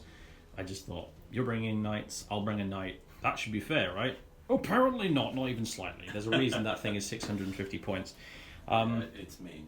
But yeah, I did the guard battalion thing that a lot of the tournament soupy players do, but at least I didn't do the farming command points thing with it, so I figured it was fair enough. I just wanted to represent each of my Imperium armies in this, really, because this battle, honestly, is like their origin story, really. So it's quite special, to tell you the truth, this particular game we played today. So, It's the same for my Inquisitor and for my Knight as well. So Yeah, exactly. They'll So be back. they will be back. They'll be back. So I can't actually see Braxton right now. He's round there, isn't he? Yeah, there we go. Yeah, he's done pretty well for his first action, especially against a bunch of Renegade Astartes. Well, basically with a by knight. getting lots of acolytes to fall in front of him. Yeah, I've got to say, watching Inquisition in action has been really interesting. The way the acolytes work, and they have that whole function and stuff like that. Because by himself, you think, oh, all right, he's quite squishy. Actually, he'd be pretty easy to get rid of. But then you realise, oh wait, no, he's got this whole supply of bodies to get in the way first, and which makes him like way more resilient than your average HQ. I would say, honestly, he's probably more resilient in that game than my Space Marine captain was, frankly. Just in terms of how many wounds he dodged. So, very cool. I'd love to see him on the channel again, and I bet the viewers would too, because this was pretty flippin' cool. So, thank you very much. My pleasure. Shake your hand, sir. Well played, sir. There you go. Alright, ladies and gentlemen, boys and girls, thank you very much for watching. I hope you enjoyed this. This is probably quite a long video. I have no idea until I edit it, but hey, I figured I'm erring on the side of longer battle reports at the moment because I figure you guys don't get them that often, so you might as well get your money's worth of video time. So, there we go. That little snapshot into the past for both of these armies will be jumping back into the present, so to speak, in the next battle we do, which will be in a couple of weeks, I think. A few little notes as well, because I do get questions about terrain and things like that. The battle mat is from GameMat.eu, and did I just snap off your I did snap off his servo skull. Wow. Okay, good. Well done. You were warned about that. The commissar chopped it off, and he's never gonna forgive him for it. Grudge match. No, anyway, yeah, so the game mat is from GameMat.eu. These little crates and things, and the big rocks are also from GameMat.eu. These little barricades and these rocks are from Red Dragon Wargaming.